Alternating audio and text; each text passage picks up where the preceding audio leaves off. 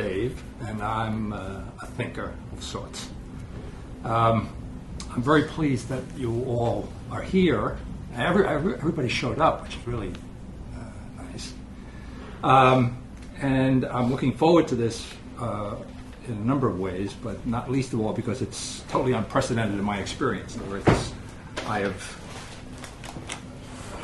in a graduate course I taught at Fordham some years back, I included parts of Foundation, my second book, in the course, but I've never attempted to teach whole hog my own stuff, so to speak. So this will be an education for me, hopefully for you, but certainly I know it's going to be an education for me. And since at least several people in here have been reading Novitas Mundi for many years, I'm sure that you may know something more about the book than I do.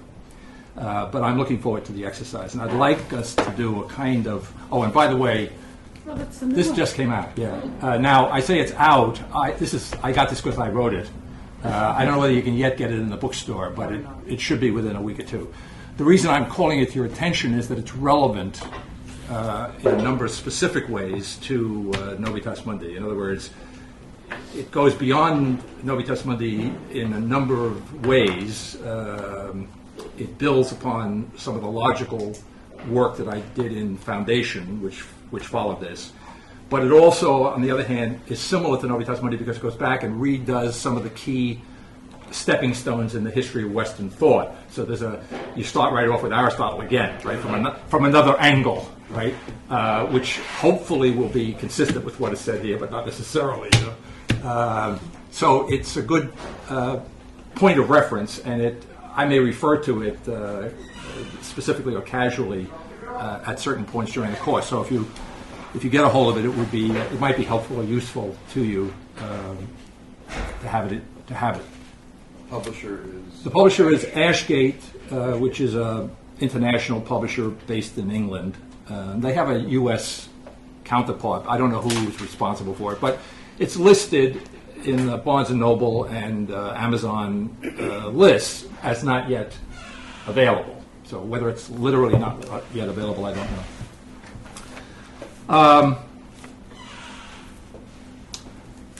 I think the best thing to do.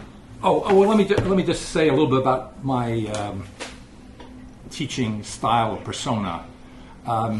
Fidel Castro and I have in common an ability to speak hours on end. Unlike Fidel, I like to be interrupted. Okay, so in other words, I'm always interested in immediate feedback to whatever I might be saying. So I may get off on something. What was that? But that's the idea, right? You didn't get that. You want to repeat it so you make it clear. So even though I may be going on about something, if I get it from the table. Something you don't understand, or something you object to, or something doesn't make sense, or something, whatever, don't hesitate to raise your hand. So some people find me intimidating. I try not to be, but don't be intimidated. I really do positively value questions and objections and so forth because it helps. I like to relate to that, right? It makes it more interesting to me. On the other hand, you don't have to interrupt me, and I'll be able to sustain a thought for 5 or 10 minutes. So it's entirely up to you, but I want to encourage you in that way. And so my natural inclination is to start by asking, do you have any questions, right? But by which I mean you don't have to have them, but if you do, now would be a good time to put them on the table. If you don't have a question, then I'm going to open the text. So, yes? I have a personal question, which is, Nancy. Which you may not want to answer, but I'm just curious about your intellectual background and how you came to this.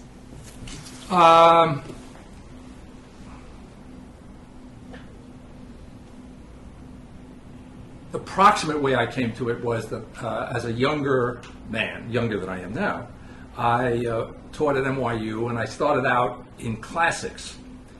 And I taught for maybe 8 years in the classics department at NYU, which in those days, this is the early through the late and into the very beginning of the 70s. So it was a time when classics still had a standing in the university, and at NYU in particular had a very high standing, had a very good reputation in that particular department. And it was an interesting department because, as it turned out, I was only in classics because I was a poet at the time. And I went into classics as opposed to going to law school. So because I saw what my friend Jim Canine had done, and I want no part of that. So You disappointed Columbia Law School. yeah, right. And so I went to study classics, motivated not by any particular linguistic interest or philological interest or anything like that, but and by no to come to your question, by no particular philosophical interest, but by my interest in literature and poetry in particular. And that's how I wound up in classics. But the nature of classics is great because you can't be a classicist of any sort unless you're going to teach Plato and Aristotle as well as Homer and Pindar or whatever, right? So what happened when I went to NYU in the classics department, after I got through the low man on the totem pole burden of teaching Latin composition and so forth and so on, as I developed a little tenure, not literally, I was able more and more to teach the kinds of courses that I wanted, and in fact the environment was such that I could invent courses. And everybody taught as a matter of responsibility. They taught the classical civilization course, the requirement, so then you did your Plato, your Aristotle. And I went into the office one day to a fellow who now is a good friend of mine, still teaching at NYU, 10 years my senior, and I said to him in all sincerity, I mean, I was naivete embodied, right? I just said to him, because I had kind of an epiphany that afternoon in class, and I said to him, I said, I think there's something real in this Plato stuff. Right? And I meant that, I was discovering that this was somehow really important, and he, of course, just smiled. He just thought that was just really funny, So the answer to your question is that over the 8 years that I was teaching classics at NYU, encouraged by the environment, this particular fellow, by the way, had a philosophical interest and an historical interest, and encouraged by the environment, I was able to create courses, and the more I got into it, the more I started to create courses because I started to take Plato and Aristotle seriously. The next question for me was, well, all right, that's something really interesting going on there. What then happened? And I was able to then create courses that were like in the intellectual tradition, following into the Middle Ages, and so take as much license as you could within the confines of a classics department, right? I got about as far as I could go with that. And when I left NYU, which I did, and that's another story which is not appropriate here, somewhat unexpectedly for them and for me. Well, you should say you gave up tenure. Right, but I don't want to get to that. When I did, I went into exile on Long Island, and it was really a kind of pedagogical desert. And a former student of mine at NYU called me up one day and said that he was working for the librarian in the Catholic Center at NYU, and she was looking, this is good Sister Mary Seton, and she was looking for somebody to do a series of lectures. And I thought to myself, well, there's nothing going on out here in Long Island. Why not? Even though I had left the place, I'll go back. It's a Catholic center. It's kind of immune to the whole university. And I went back. And then I decided to take that opportunity to set down the what turns out to be the body of this book. The 12 chapters are really 2 series of 6 lectures given over a 2-year period. Literally, keep in mind as we're going through this exercise, 30 years ago, 1973 was the first series. Now, a little more substantively, the challenge to me, in addition to producing the lectures, the intellectual challenge was related to the fact that while I was doing all this intellectual growth as a young classicist at NYU, I was not only beginning to take Plato and Aristotle seriously, but I had a profound intellectual regard for Kierkegaard. He was my intellectual hero, okay? The problem, and so I had students, who they were taking elementary Latin. They knew about as much if not more about Kierkegaard than I knew about elementary Latin. And so this was a well-known feature of my intellectual persona. I had one student who graduated from NYU and went off to Denmark in pursuit of the real Kierkegaard and never came back. Okay? He's now an Italian citizen, has a nice house in Venice. So you have to be careful what you say, you know. Has long-reaching consequences. But the point being that when I set to the task of putting down in formal lectures what had evolved as a perception of the history of thought, which I had never really put down with this kind of detail, it was just an understanding. It seemed to me that what I needed to do intellectually for my own purposes was to overcome Kierkegaard. And you understand, I'm saying he was my hero, so not attacking Kierkegaard, getting beyond him. That was the intellectual challenge, right? So in other words, what I respected about him, in addition to his adroitness of mind, was the centrality of faith in his relationship to Hegel. But I couldn't quite be satisfied with what appeared to me his having conceded too much to Hegel, ironically, if you understand what I'm saying, okay? To define faith as an absurdity was something that I wasn't content with. Now, I think that discontent with that notion, as much as I otherwise revered Kierkegaard, is probably not at all unrelated to my Catholicism. All right. In other words, I think it's just not a Catholic attitude, right? To give that much ground to Hegel, and therefore the Protestantism of Kierkegaard's intellect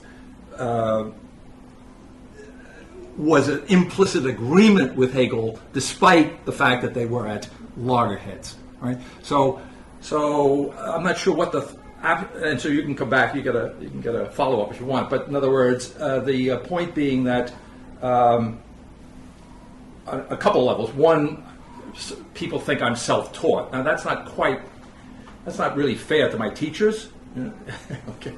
In other words, it's true that I didn't go to graduate school in philosophy, but it's not true that I didn't get a lot of philosophy in school.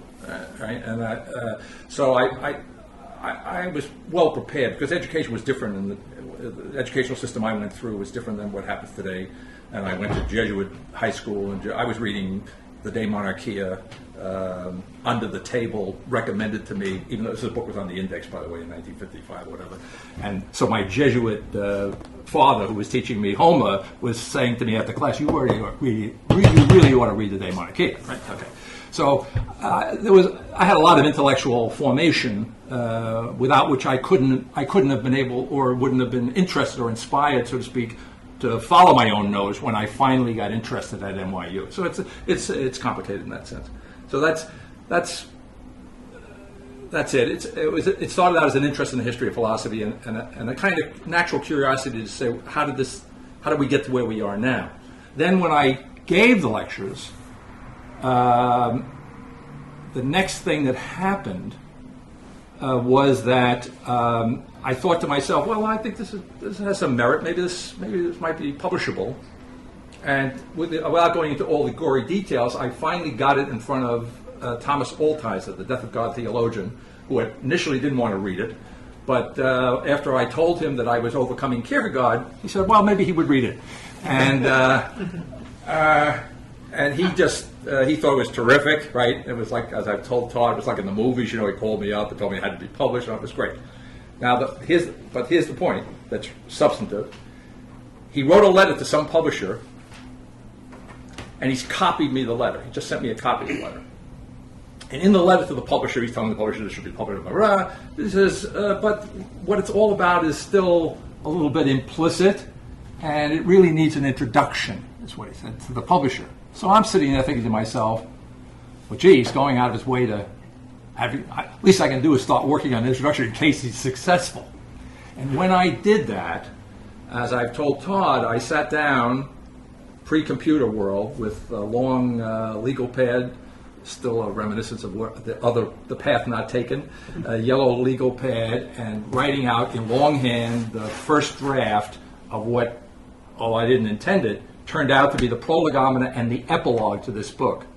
And in the middle of the epilogue, without going back to rewrite the first draft of the Prolegomena, the light went off. I had not a visceral, but a spinal sensation, literally, and an intellectual perception that there was something new here in a profound sense, which Altizer was right, was at best implicit in what turns out to be the 12 chapters. And so the surrounding material is the first positive, I think, intellectually significantly positive. I mean, there are positive indications in the body of the work, but it's still not the meat itself, I don't think. I think that happens afterwards. So that, I don't know whether that's what you're... Yes, thank you. Yes? Okay. Any other questions? Yeah, Jim. If we begin, that's what we're supposed to do today.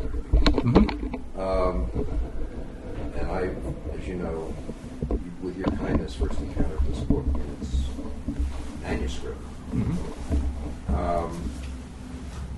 It says, there's the title, then the subtitle is Perception of the History of Being. Not a perception, Right. perception. Right. And what did you intend by that? Maybe you could contrast that with point of view. Tell us what perception is. Well, I think that's a useful observation, that it is neither a perception, and in that sense it means to exclude at least, the notion that thinking is a matter of a point of view. I think I must say somewhere in here, finally, that modernity seems to define thinking in one way or another, or in many ways, as a matter of a point of view. I mean, when I say that, I think of Leibniz, for whom all reality is kind of a set of points of view, right? So there's a deliberate intention here to exclude that notion. On the other hand, it's also, the thing you didn't mention, it also might have been titled The Perception of the History of Being, which would have been a little arrogant, number one, okay, but also misleading, because I think one of the key aspects of what I call the thinking now occurring, which is related to the exclusion of the notion of the point of view as being an ultimate notion, all right, but can be distinguished from it, is it's an exclusion of the notion as ultimate of a comparative basis, all right? In other words, the perception of the history of being would implicitly compare it to other alternative notions, right? So there's something about the immediacy of this thinking that excludes, in principle, or finally, excludes not only points of view, but also excludes the resort to a kind of comparative position, or a position that might, in order to be itself, be comparing itself to others, right? Now, of course, it gets hairy. It gets difficult, because we are talking about history here, whether it's the history of being or the history of thought. And of course, when you talk about history, you would say, well, you must be involved in some sort of a comparison, right? You're going to say, well, Hegel says this, and Aristotle says this, and they're not saying exactly the same thing, and so on. So there is a certain amount of comparison going on. And another way of understanding the thinking now occurring is that I think of it as an essentially a new form of thought. And so that raises the question, there are new forms of thought in history. Descartes' way of thinking was new. It was a new form of thought in the 17th century. How is this new form of thought something different? Well, one way of trying to get at how it's different is that it is not just a new form of thought. It is an essentially new form of thought. So that requires some deep investigation, right? But and so just to go back to the point I was making earlier, the the question of comparison, or the question of history, and the question of a kind of relative newness. One way in which I tentatively try and tackle that difficult thought is to make the distinction between the form of thought and the essence of thought, right? And to say, in some sense, that modern thought is a clarification in the form of thought vis-a-vis medieval and ancient thought. It is a clarification of the very form of thought, but it is essentially self-restricted, right? So that the thinking now occurring is seen as not, and this is the consistent with what I'm trying to say. It's that it's seen as not being opposed to modern thought, but being beyond it,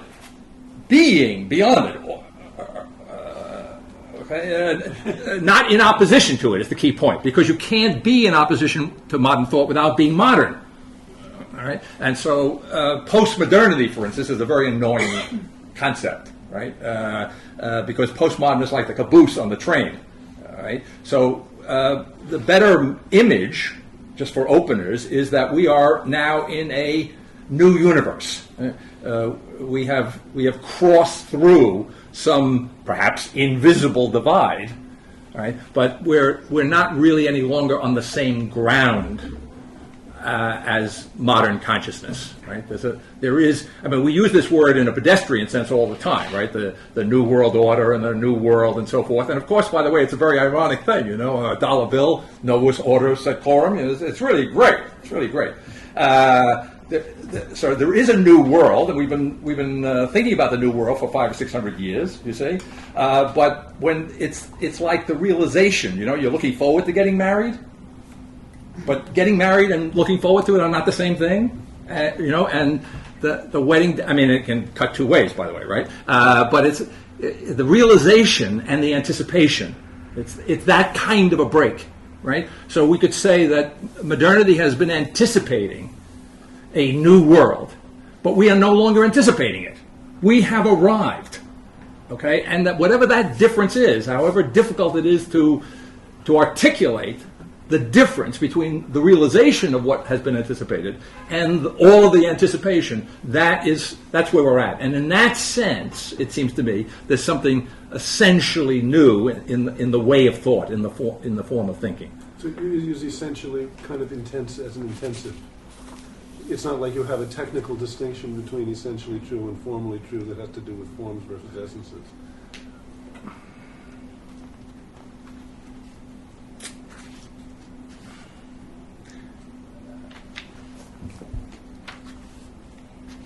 I think I want to say no. I want to say that there is something of a technical significance here. It's not just a matter of intensity.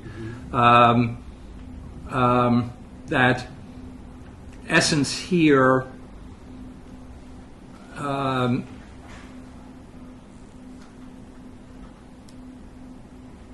has to do with existence itself, and so essence would be something different than form, because I would think of form here as something relatively abstracted from existence. Right?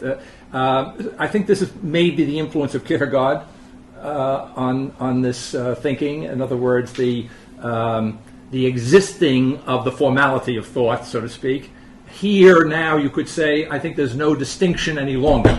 Okay, I like the question. I don't know what you intended, and I don't know what I'm intending, but I see the answer here. That it's that there is no longer any difference, do you see, between the form and existence. So previous forms of thinking were something different from existing the thinking. So then now Kierkegaard makes sense to me, you see? But if I'm in a world in which there is no form of thinking that's any different from its existence, That's essentially new. Now, are we talking in circles? Maybe, but circles are not all bad. It's something like that. Go ahead. Of course, circles have no point. Okay, but that circle is an important issue. This is one of the problems with the text, getting to the text. Yeah. Forget that. No, well, let me just say that the image of the circle, I don't recall that it's central in this, but in Foundation it becomes an important notion, the circle. And it's alluded, and therefore in this kind of synthesis of Foundation and Novitas Mundi, it's dealt with rather explicitly and pretty straightforwardly, by the way. One might imagine a circle that's perfectly discontinuous. A circle, all of the points of which can revolve around themselves, and yet constitute, in a kind of perfect freedom, the wholeness or the unity of the circle. All right? So it's not that the thinking now occurring abandons the notion of circle, but to go to the point, there may be, as it were, an infinite number of points whose relationship to one another is a perfectly free relationship. They are not bound or connected in the sense of a kind of unbroken continuity, and yet they, as it were, cohere. Right? And yet the world is coherent without being a function of a kind of underlying necessity. You see? So that if you can imagine order, a perfect order and a perfect freedom, it's something like that.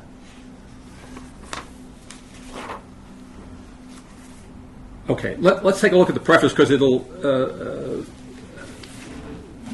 focus our attention a little bit, I think.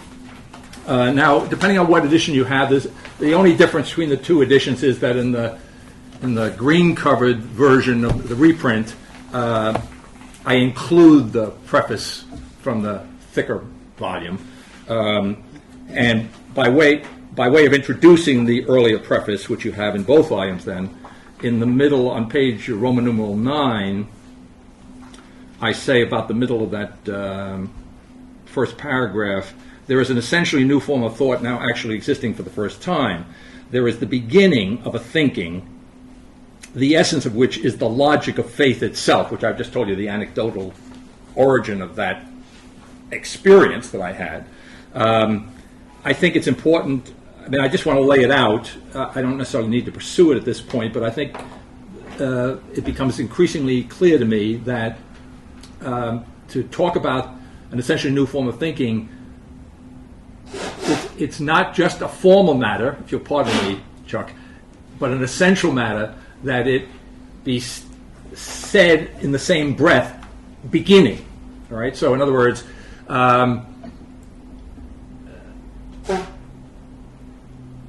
there is an openness here. There is. I'm not absolutely happy with the notion of possibility with uncritically accepted, but in other words, with the notion of freedom is the notion of some kind of and a freedom which excludes a kind of predetermined, necessitated reality. Then there is the beginning of something. The beginning here suggesting a kind of radical novelty. That's another thing that needs to be examined. In other words, the notion, what is a beginning, which is, by the way, what the Aristotle chapter starts off with this question. I'm not sure it answers the question, okay? But it points to the fact that this is a key fundamental question. The beginning must be distinguished in the thinking now occurring, and that's made explicit in Faith and Philosophy in chapter 7, where it's chapter 7. Maybe it's the lecture. Baltimore. It might be the Baltimore lecture. The beginning of the beginning. The appendix. The distinction in the thinking now occurring is that the beginning of existence, or the beginning of an essentially new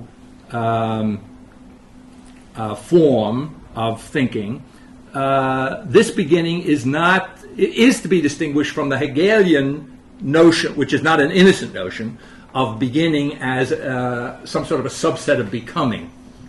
Right? So a beginning which is not a matter of becoming, which, if you want, in some sense precedes the notion or the category of becoming. All right? Such a radical form of beginning. Now that, of course, is not unconnected with the title of the book. All right? Novitas Mundi is a phrase stolen from Thomas Aquinas, and it's a phrase that he used technically when he was referring to the creation of the world in the sense that there was a first moment of time. And Thomas says, because he was a good Aristotelian as far as that goes, don't try and prove that the world was created, because you'll just make yourself look silly, because he knew that you can't have, by definition, Aristotelian definition, you can't have a first moment of time, because every moment of time is the end of a previous period of time, you see? So whatever the radicality of the notion of creation ex nihilo as applied to the question of time, right? A moment that is absolutely unprecedented, might be maybe a more contemporary way of putting it, right? An absolutely unprecedented moment as the now in which we find ourselves is. So when I say that, I mean I'm thinking several things simultaneously. We now find ourselves in an absolutely unprecedented moment. Well, do I mean that politically? Do I mean socioeconomically? I mean it historically, or do I mean it right here and now? An absolutely unprecedented moment. Do you see? If every moment is absolutely unprecedented, you say that would be some way of getting. All right. So beginning, without exhausting that notion, beginning is a integral part of this. It's not just. It's not an apologetic word, I guess is what I want to say. But all right, I mean, you could make an apology. You could say, well, it's only the beginning, and therefore we don't have all the answers. Okay, that's true. But it's not just that, right? It's not just that it's only a beginning, but that the beginning is something that we don't really want to get beyond. We don't want to get beyond the beginning. We want to always be beginning. Right? Or to use the theological analogy here, we want to always be creating the world. We don't really want to be, in some sense, simply at least finished with that creative work. All right. So there is the beginning of a thinking, the essence of which is the logic of faith itself. I preface the first printing of this book as follows, and now I quote the preface which we would all have. You, reader, and I, writer, stand today in our common humanity face to face with existence itself. And I'm reminded, when I'm reading that now, going back to what Chuck led me to say before, that we are now in a time where to be face to face with existence itself means you could say that thought can't be in between me and existence itself. You see? So if I'm face to face with existence itself and there can't be any thought between that, and of course, but I'm committed to thought, I'm pro-thought, okay, then somehow or other I have to be identifying existence itself with thought, you see, in a way that I think I'm already beyond Kierkegaard. It was that easy, but it took... This is why I always hate the first class, because, we can all go home and forget this. Okay? All right. All right, so face-to-face with existence itself. The substance of this book, the conception itself of the fact of history, is then essentially no more my thought than it is your thought. Now that's a polite way of saying to be beyond modernity is to be beyond subjectivity. Right? So there are some categories of thinking that are no longer ultimate. It's not that we don't recognize them, and I still have a mailbox, okay? But I can still distinguish what I'm saying from what you're saying, and so forth and so on, right? But when it comes to this immediate experience, face to face with existence itself, it's not a matter of point of view. It's not a matter of some of us are comparatively closer to it than others. We are, all of us, equally close to it. Now, that leads me to say, I'm just anticipating myself, This equality, however, is not at the expense of a kind of perfect differentiation of persons. Do you see? So, in other words, it's we're not turned into widgets here. Okay. The good thing about Leibniz is that, well, I have a unique perspective on the universe. That's great. Okay. Well, all right. And so I don't want to give up that, but I'm not quite satisfied with the perspectival nature of my uniqueness. Why can't I have my uniqueness, do you see, without it having to be a comparative uniqueness? Why not have a really absolute kind of uniqueness, right? A perfect differentiation in being, right, for the human person, right? So that no comparison need be. That would be very liberating, it seems to me, right? I'm speaking modestly. I mean, I'm convinced, okay, but I'm saying, throwing it out. Okay. So the substance of this book, The Conception of the Fact of History, is then essentially no more my thought than is your thought, but along with an indefinite number of others we may together, and that's a kind of indefinite number. What does that mean? Indefinite, but we don't know how many. We don't know how many because there's a certain definite number that we just don't know what it is. Or is it in the nature of the situation that the number of others is indefinite, right? That there is no limit to the number of others who are face to face with existence itself. We may witness what is precisely the intelligible power of life itself, or its integral existence. And when I reread this, in fact, I've already read it a couple of times in the last 30 years, not often. It's painful. But I have to do it now because I've taken on this obligation. And I'm thinking to myself, I've thought this before, every time I look at this particular last sentence, what the hell is he talking about? Integral existence, right? I mean, what does that mean, right? And I thought, well, I have to come up with an answer. That's why we wanted to do this class, so you would suffer with us. That's right. This is an exercise. An exercise in compassion. That's very good. And so I was suffering the last few days, and I think I discovered the answer. But you'll tell me if I'm wrong. Integral, right, comes from integer, which I thought, oh man, that's what I don't like that. But what it means is in tango, in the Latin, not. Tango, touch, right? So the integral is that which is not touched. It's that which is whole, because the touching here is a limitation. It's an impairment. That's the etymological significance of the term integral. So when I thought of that, then I thought, Plato, good old Plato. He gets short shrift in this book, but he deserves more time and attention, right? And where was I reminded to look? And that's Timaeus, which, by the way, is central. Timaeus is central to this book, but not to this book. Although maybe implicitly it is. And that which is whole and untouched in that sense, you see. The image that came to mind is the image that Plato has in the Timaeus in 33b, if I can put my finger on it, where he's referring to the body of the universe. Are people familiar with the Timaeus? Okay. How do you spell it? Okay, so let me just... I knew I brought this thing for some reason. I have to start using it. It's not that I don't want to answer it directly, but don't ask me to explain my handwriting. The Timaeus is Plato's very critical work in which Plato presents a myth of the creation of the world. And he ascribes the creation of the world to a demiurge. A demiurge is just a Greek word for a contractor, a workman. And so this super construction worker is going to construct the world. But any good fabricator is going to have a model. He's going to have a plan upon which he's going to build whatever he builds. If you build a house, you have to have a plan for the house.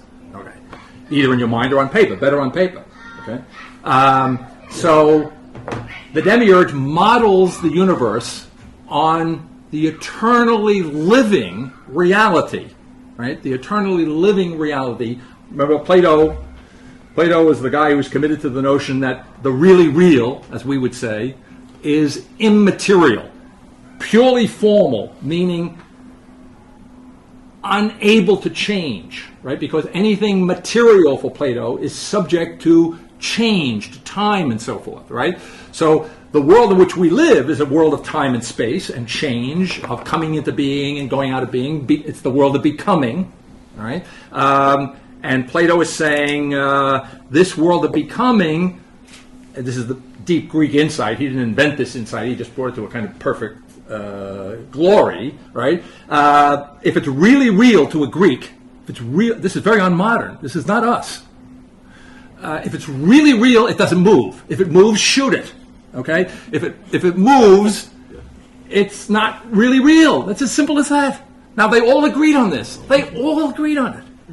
Even you say, wait a minute, if you're really astute, you say, wait a minute, what about Heraclitus? He said, everything's changing, everything's in flux. Yeah. But ask Heraclitus, when did this change start? It never started. Yeah. Right? The change is unchanging. That's Heraclitus' Greek version of this. Change is eternal. There's no beginning and there's no end. He makes the point, no one created this changing world, says Heraclitus. It had no beginning. Okay? So anything that has a beginning or an end is suspect. It's unreal. Okay. So if we live in a world, let's imagine, says Plato in the time it was created by a demiurge, by a maker. Well, he had to have, it can't be real because it's material, but he had to have a real model. He modeled it on a really living thing, you see, which is an eternal animal, as opposed to this fabricated animal. And this world is a corporeal world which has a body. And what I thought of trying to figure out what I meant by integral existence, Plato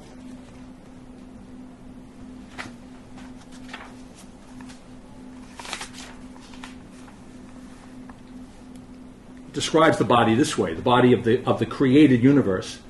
And for shape he gave it that which is fitting and akin to its nature. For the living creature that was to embrace all living creatures within itself, the fitting shape would be the figure that comprehends in itself all the figures there are. Accordingly, he turned its shape rounded and spherical, equidistant every way from center to extremity. Now, as far as this goes, Plato stole this from Parmenides, to say the notion that the real being is one and spherical, which means to a Greek, you say, perfect, this is, again, the inversion of the modern, or the modern is the inversion of this, perfectly finite. Right? In other words, it's not infinite, it's not without limitation, as if it was longer in one direction than in another. But the sphere signifies to the Greek mind a limitedness, a perfect definiteness, right, in extent in all directions. Right? So as far as that goes, that's Parmenides. But Plato doesn't stop there, right? So it's going to be like Parmenides suggests anything really real is going to be. It's going to be modeled on a spherical something or other. It's going to be spherical and uniform, because he judged uniformity to be immeasurably better than its opposite. Now, I've just finished saying that the thinking now occurring is into absolute differentiation, not into absolute uniformity. To say, so we know we're very far from Plato, but Plato's got his virtues. And all around on the outside, he made it perfectly smooth. This was the point. For several reasons, it had no need of eyes, for nothing visible was left outside, nor of hearing, for there was nothing outside to be heard. There was no surrounding air to require breathing, right? Nor was it in need of any organ by which to receive food into itself or to discharge it again when drained of its juices. For nothing went out or came into it from anywhere, since there was nothing. It was designed to feed itself on its own waste and to act and to be acted upon entirely by itself and within itself, because its frame of thought that it would be better self-sufficient rather than dependent upon anything else. And I just want to write that down when I'm thinking of it. The self-sufficient in the Greek is, and I'll transliterate it here, too late.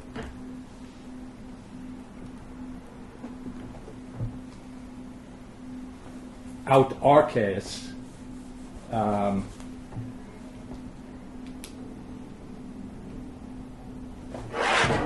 and the root here, out, is the autos. I don't like the translation, but it's self-sufficient, right? Autos means the self, or the thing itself would be better, because it doesn't have necessarily the modern notion of self, right? It doesn't have a kind of nominal sense, but it's the itself, or the very thing, right? So I would say the positive meaning, a kind of independence in existence by autos. And then the arcase is really interesting, right? It's the same root as the ark, Noah's ark. Self-sufficient, sufficient, the archeo in Greek, is to ward off, to be strong, to be enough, in some sense, not necessarily in a pedestrian sense, to be satisfied, right? So the passive of archeo is to be satisfied, is to be content, right? So to have, as it were, all that's needed in order to be, right? And so the rounded animal has no organs, do you see? Because it is self-sufficient. It's self-sufficient because it is not connected to an environment in which you would have to move, for which it would need legs, eyes, and so forth and so on, right? It is, as it were, complete in itself. Now so integral has a kind of very, very deep meaning here, right? I'm saying that in the thinking now occurring, we're now in touch with the intelligible power of life itself, or its integral existence, that life itself, on the analogy now backwards to Plato, do you say, that life itself has arrived at a kind of perfect, I hate the word, that's why you have to need new language, but a perfect self-sufficiency, a perfect itself-enoughness, itself-contentedness. It has arrived at a stage at which it doesn't need any appendages, do you say? It's complete somehow or other, I would say, essentially. It's now arrived at a completeness, essentially, that previously did not have. It's kind of a breakthrough moment in a most complete and profound sense. This is an ontological occurrence. Yes. Oh, yes. Yeah. Everything I'm saying is ontological, even though it doesn't sound that way. So, yeah. for these people, that the indefinite number, right, that includes some person down the block or in Africa, yes, or somebody yes, who's never read any of these particular texts. I think not so. Involved in this discourse at all. I think so. Ontologically, it does. Now, of course, there are other levels, regions of experience, okay? But the guy in Africa he's in this world. How attuned to he is at the moment, I'm not always fully attuned to what's going on, right? At every moment of my 24-hour existence, it doesn't mean that I'm not in a world that has never existed before. And whether I'm fully focused on it at any given moment is a separate question, I think, right? And I think part of the process, part of the truth of the beginning, where the beginning does mean only the beginning, all right? I don't want to exclude that. I just want to say that's not the whole of what beginning means here. But part of the truth of the beginning is that we do live in time and space, and now time and space is more real than it ever was before, and therefore, as Augustine's very good on the resurrection, by the way. He says, what do you expect? Right? When you were saved, your soul was saved and your body was saved.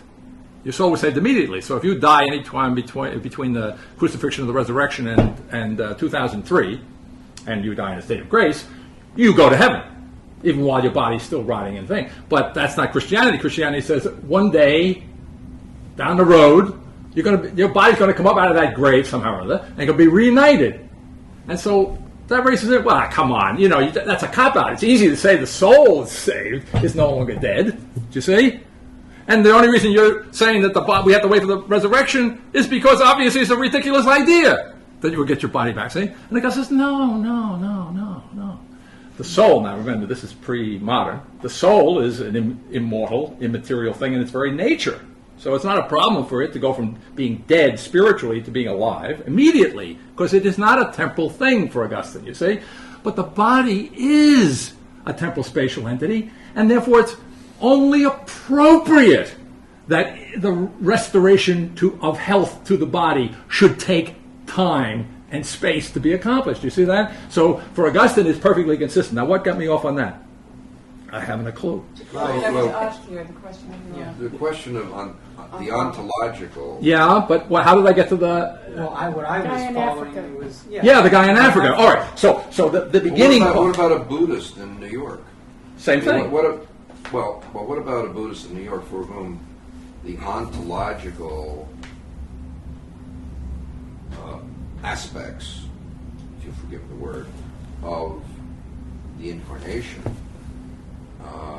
don't exist? What about? I mean, no matter what you call the incarnation, you can call it. You can use as many words as you want. The appearance of the transcendental essence of existence in thought, you're still referring to a matter of faith, at least originally. Maybe you're saying that it's become ontological. I don't know, but I mean, what about that? How can you have anybody, regardless of his or her beliefs, background, that never heard of the incarnation? How is that? How are they taken up in this new thinking? Could I ask a question that I think is just throw it in the pot? Yeah. That I think is connected with this, and I may need help in asking this, but it has something to do with. There's a confusion that I have between ontology and maybe epistemology would be the right word here, which is that there's an ontological difference, newness. And so the question has come up, what's the maybe here's how I would ask, what's the difference between one who is attuned with it and one who isn't? And I think you've said sometimes we're attuned with it, sometimes we aren't. That answers that. But I guess what I want to do is go back before the thinking now occurring and ask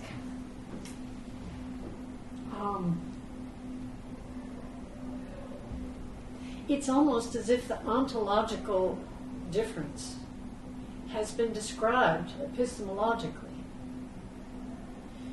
namely how Plato conceived of, how Aristotle conceived of, etc.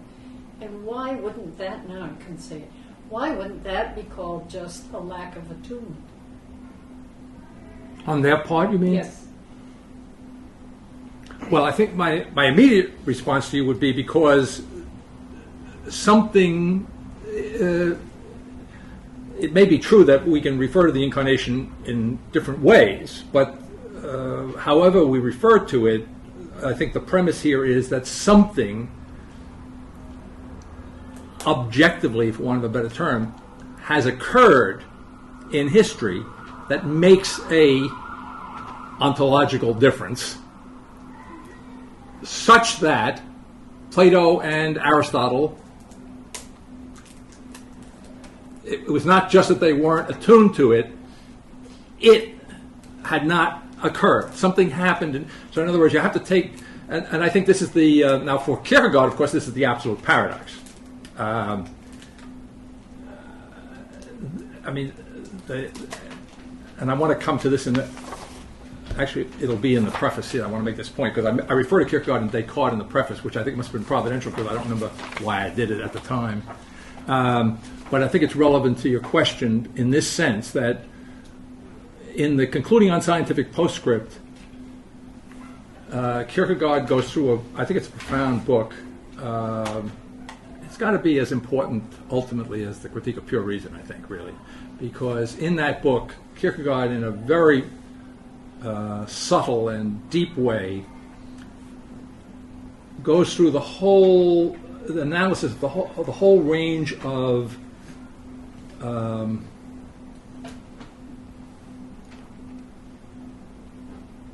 maybe human experience, I was going to say, maybe too comprehensive, but through the aesthetic, the intellectual, the aesthetic, the moral, the religious dimensions of human being.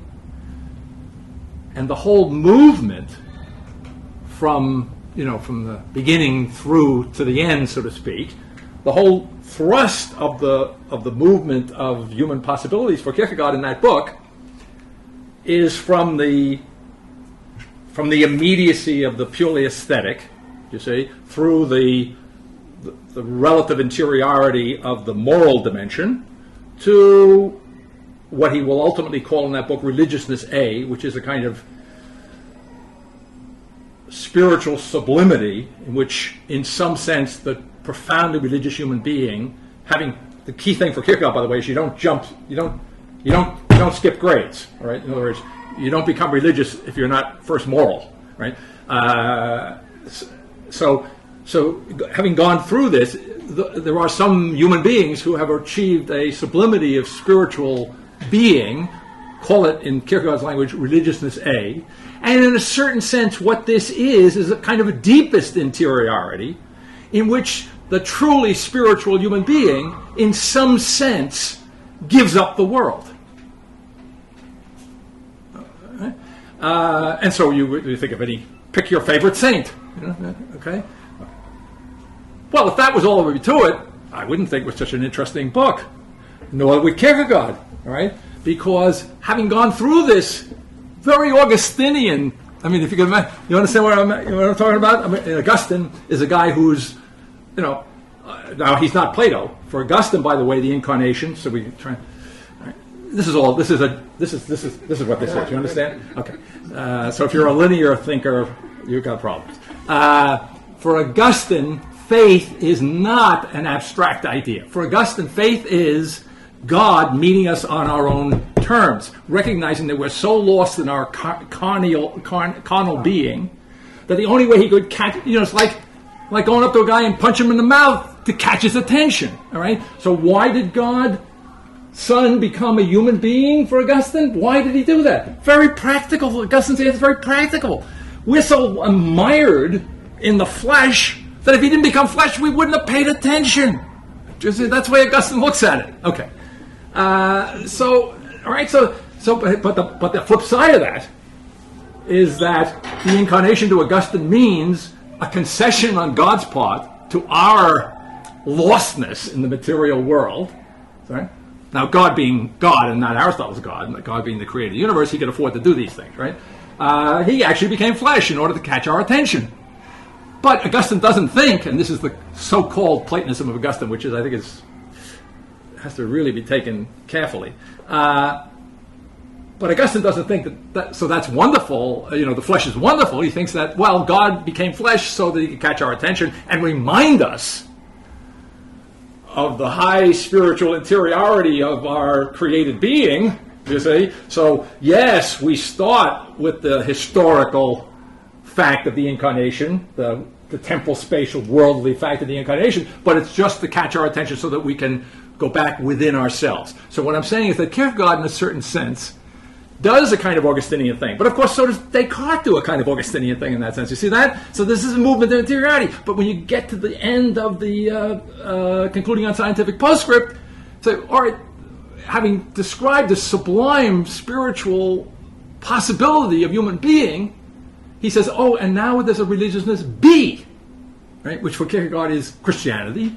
And what does that mean? That means that despite everything I've said for the last 500 pages, if you are into religiousness B, which is faith, which is Christianity, what do you have to believe? You have to believe that the absolute paradox in this context is that where are you going to find your salvation? Inside religious, spiritual forsaking of the world? Not at all. You're going to have to attach yourself to some event in time and space as the beginning of your eternity if you're going to have any eternal existence. So I have to come back out of myself into the world. Do you see? That's right. So, Ox-herding pictures. huh? I'm sorry? There's a Zen ox-herding pictures. It's a parable that traces a similar kind of cycle to the spiritual path, where there is some kind of transcendence, but then the path is nowhere completed until there's an imminence, an almost entrance back into the world. There's a picture of this spiritual practitioner transcending reality, and it's a blank, basically. And Right. that's not the end of the story. There's then other pictures that follow, which include the person, spiritual practitioner, entering into this marketplace, and he's dusty and buying some fish, I think. Okay. And, so All right. Now, Could you repeat that? Ox herding? Called Ox ox-herding. herding. The 12 paintings, medieval Chinese. Ox. What's the second word? Ox herding. The herd ox, like cattle. Yeah, it's Like herding cats. It's like an analogy of a young boy who is herding, gathering ox, and the ox represents the mind, and it goes through his relationship with relating to his mind, taming his mind, eventually So transcending ox his herding mind. pictures Ox was, herding. was the third. Is that the third? Pictures, that's right. Yes, I didn't mean this to be a long tangent, but Well, I think it's very relevant. I mean, this is something that's always bothered me about this thinking, that it has much too much Christian substance to be universal. But that might just be the particular Kierkegaard's particular Well, let's hope entrance so. that can. Let's hope so. I spring think these it's up. wonderful that Yeah. you. Yeah, I don't mean that as a I criticism. think I'm just sharing. there's a slight difference, which is that the culmination of the whole spiritual journey is this return to the world. Whereas I think what David is saying is that, in a sense, it's just the beginning of another phase. This return to the world. So it isn't like the guy who's returning to the world is an enlightened being, which is the case Right. in that story. I could counter. I think all of this is. Right. I think all of this is quite relevant. I think that's what Chuck just said is part of that of the truth of the difference. The other one that struck me immediately was the one that, although I would take the objection as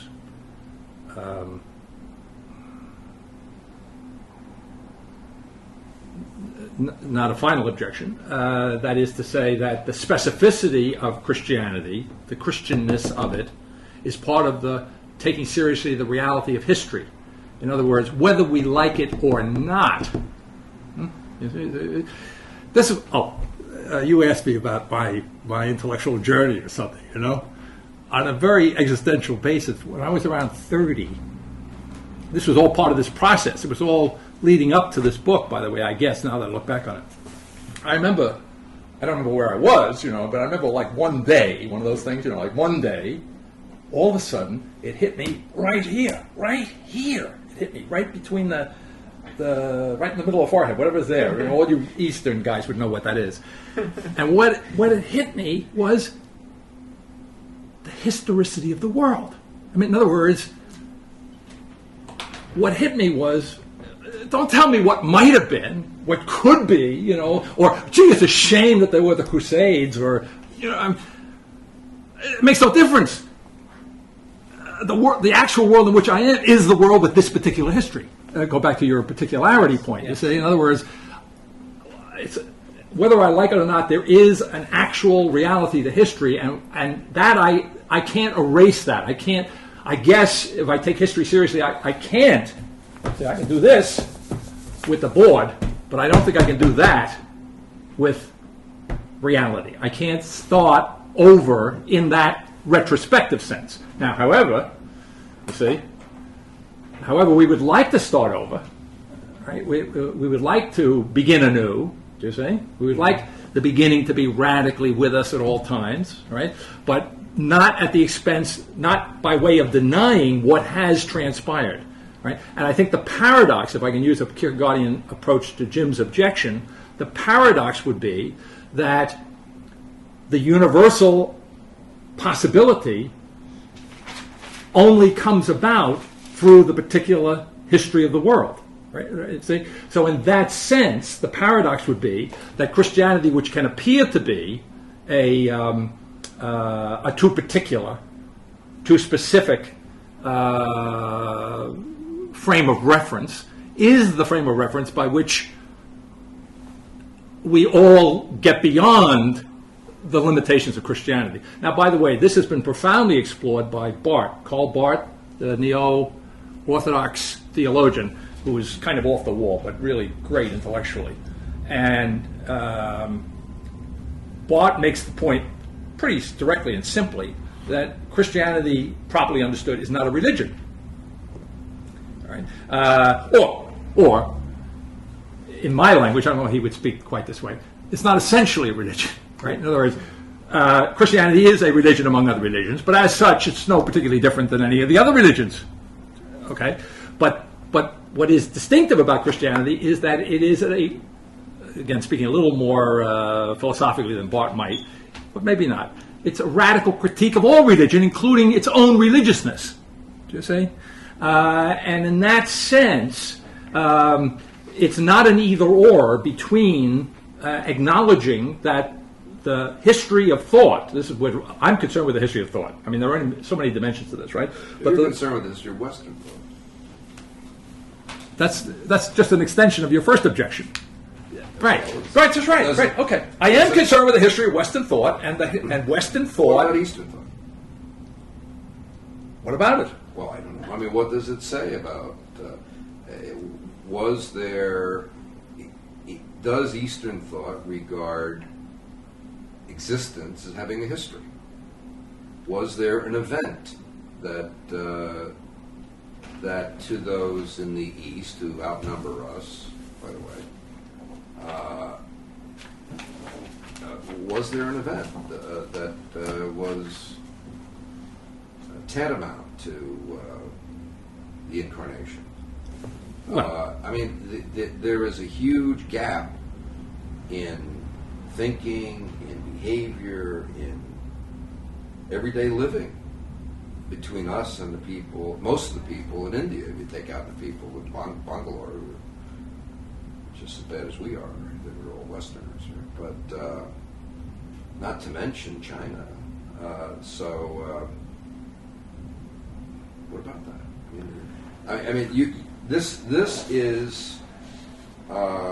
This book is, well, we're here happily, by the way. I'm not trying to throw a monkey wrench into this thing, but I'm just saying, this is the perception of the history of being. Ultimately, we're talking about the coincidence of, let me use terms that you wouldn't agree with, but reality and thought, right? So thought somehow or other absorbs reality, or is reality, becomes reality, what have you. But the whole point of this book is that there's a history. There's an essential history that relates to the fundamental reality of existence. And whereas to say that to Plato or Aristotle that well, guess what? There's a history to existence. Say, what are you, crazy? Existence is outside time, outside our universe. I mean, it's immutable, right? But your whole theme is that the immutable became mutable, right? Something like that. Something like that. that. All right. So let me just ask my question again, because you're helping me formulate it even more. This is a question I think about. How do you convince me or anyone, or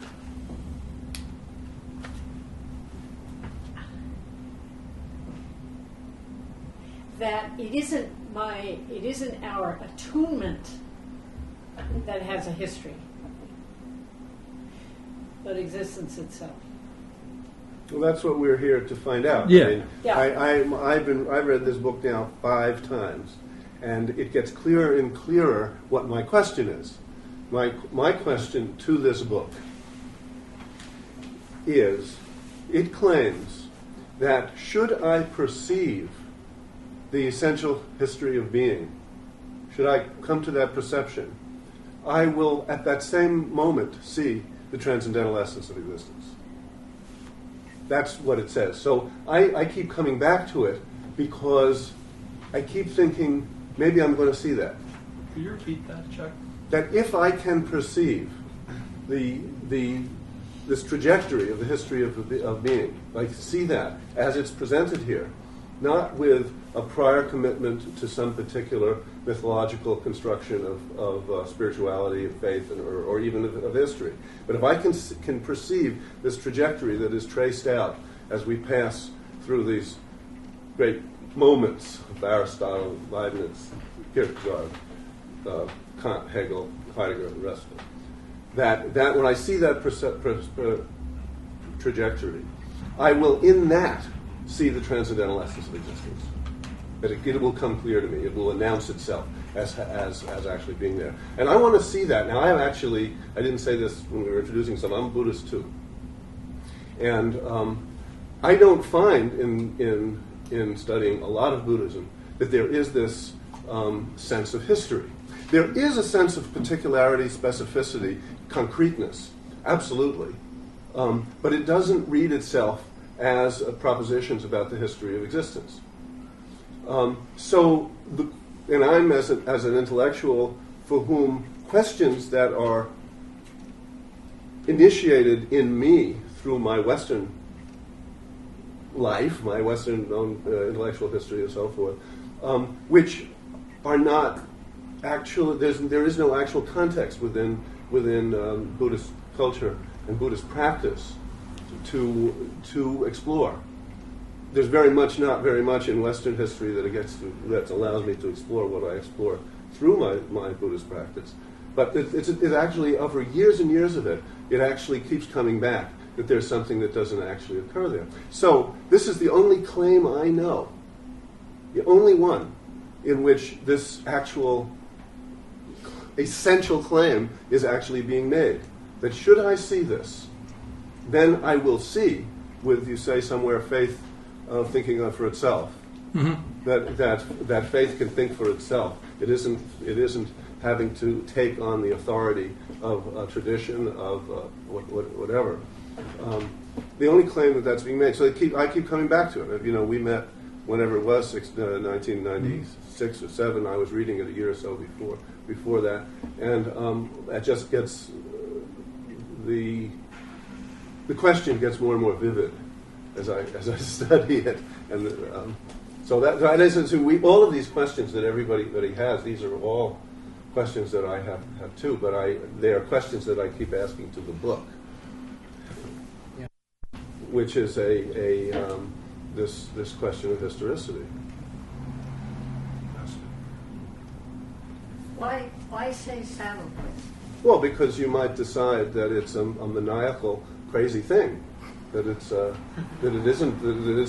only an enormous illusion, a horrific one that keeps projecting world situations that complicate and confuse itself with its own story of its past.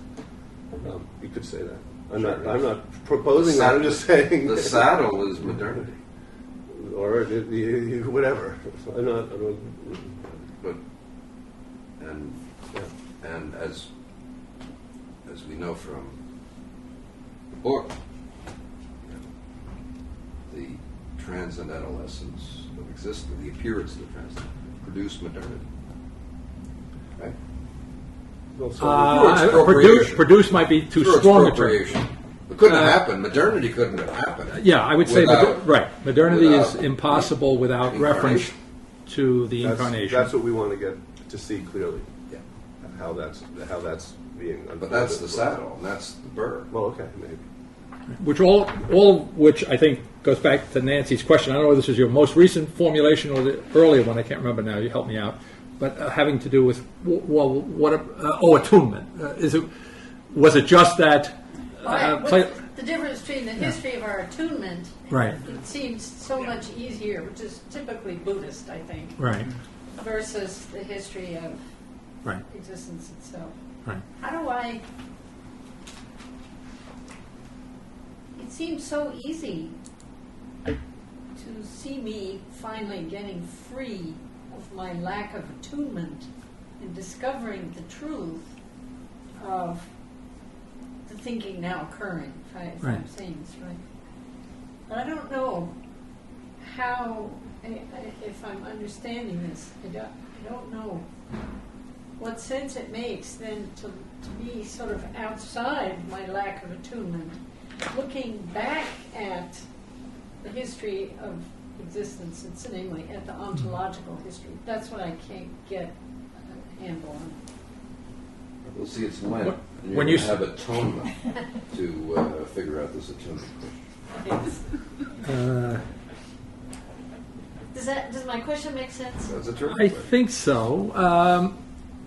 It's not necessary to go into it now. It's Right, just that's my big question. Okay, here, and I'm all right. learning to articulate it better. Well, now. you started all this by claiming that any person down the street, over in Africa, in the middle of Nepal, you started this. He's living in this new world. No, all I said, I thought I agree. gave a guarded answer to that. They're in this world. We could have. How attuned they are to where they are is a separate question, right? Now, that would be my answer. But now, you see, I don't want to go too far down that road because we've almost to answer that question is maybe not. I don't know that that's an ontological question. I mean, that's more of a question of psychology or. Yes, and I would add, what does see mean? See? When you said, if I see. Oh yeah, indeed. So- I thought when we did the grammar of this word perception, but nobody said anything about what the word perception means. It certainly doesn't mean seeing these tables and seeing each other in an ordinary sense. And so why do you choose the word perception to mean something that surely means something more like cognition? Right. Well, Yeah. So Okay. Well. I agree with you. Yeah, one of the things that's said eventually in this book is that there is an identity of conception and perception, and it's historically complicated because one of the things I want to try and get across in the early chapters is that for somebody like Plato and Aristotle, this is the whole part of the whole point of the first chapter.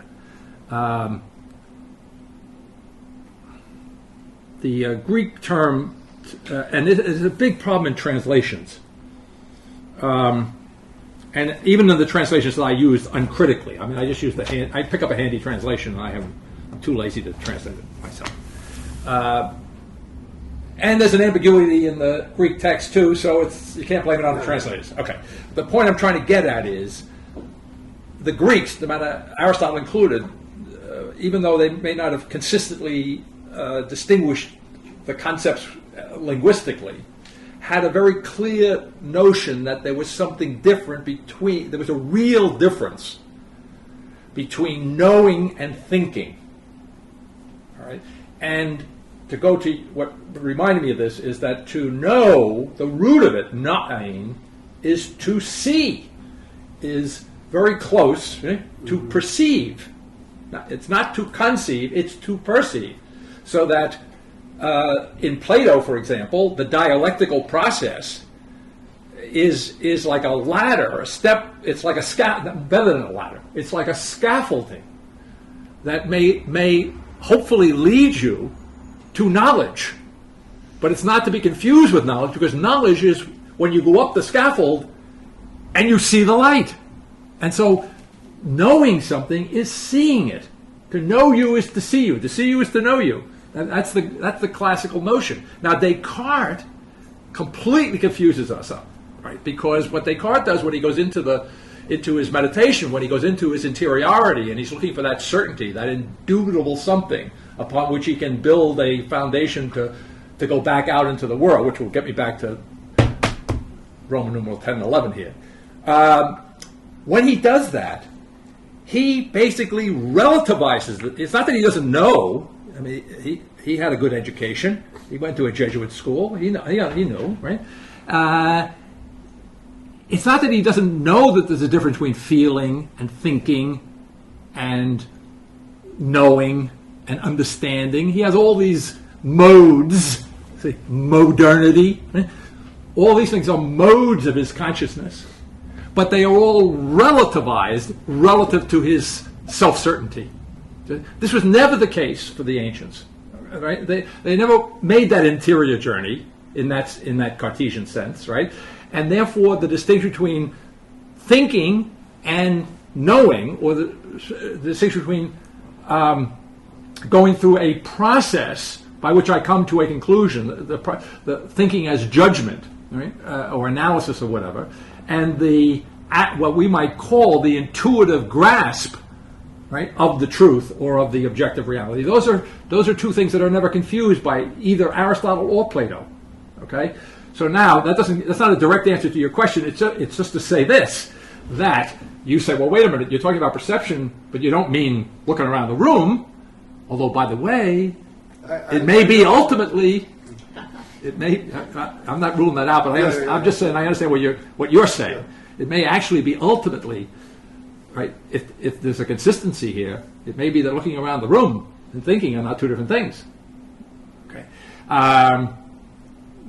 That what do I see when I look around the room? What am I seeing? I mean, we take all of this for granted. Right? Okay. But anyway, more to the point of what I was trying to say. So this ambiguity in the use of the word perception was not invented by the thinking now occurring. It's ambiguity that has an ancient and respectable history, and it starts with the Greeks, right? We lost touch with that identification of intellection and perception only gradually in the course of time. And I would say, to wrap a couple of things around themselves again here, in response to the event of the incarnation, in other words, maybe a blanket statement here to put a frame on this, right? I would say that if the incarnation is a particular beyond all particulars, if it is an absolutely unique particularity, right? And in that sense that there is one particular compared to which all other particulars are relatively unimportant, right? That might be a very abstract way of understanding what's different in the West than in the East. You want to object to that? Well, yeah, Okay. that exactly is the point. You see, the two different kinds of particularity that I distinguished was the distinction between an absolute radical concreteness of every event. Right. I know from the way I was taught in my Buddhist teaching that it's precisely that radical particularity which is the occasion for an enlightenment, an awakening. Mm-hmm. Now, what's different is whether or not there's an interpretation of time itself existentially, mm-hmm. ontologically, as not being the imposition of general forms or universals, which seems to be what's going on in the story from Plato to Aristotle, and then the event of the incarnation, which says this is the way it is. There is this unique history. The Jews were right. Mm-hmm. There is the creation took place on Tuesday, Thursday, whatever, right. and so many years ago, and now so much amount of time has passed, and there is an end of the world, and it's just as Eliade distinguishes between some kind of cyclical sense of the reiteration of an eternal time that occurs in such a way that the instantiation of calendars are really repetitions of some kind of archetypal pattern. Yeah, no, like it's not Plato. that. It begins, its middle, and its end. The middle is the incarnation, which is announces once and for all this particularity. Now, I think that these different views are kind of oblique to each other. They don't really line up on each other. Eliade's generalization doesn't really cover the way things are for the Buddhist, for whom, sure, there's this calendrical stuff in there, but that's not it isn't like they've lost some sense of concreteness and particularity. So I don't really feel that the idea of the incarnation creates the particularity. It creates a sense of history. Yeah, no, I didn't mean that it created particularity. but that it was. It made that even that it makes it, even that it valorizes it in a way. It valorizes it in the direction of a concept of history. The valorization of the particular is there in in all kinds of tribal situations. It's there in all kinds of different cultural things. Well, I don't feel that I'm disagreeing with you, although Okay, you seem to be disagreeing with me, but I don't. Well, no, it's just. I think I might have been misunderstood. This particular of particulars.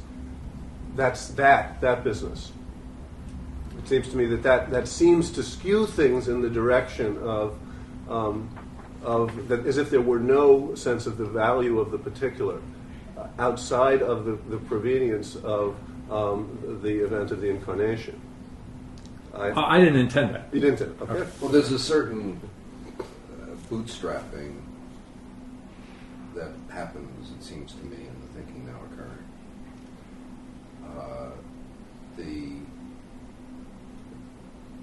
You might say that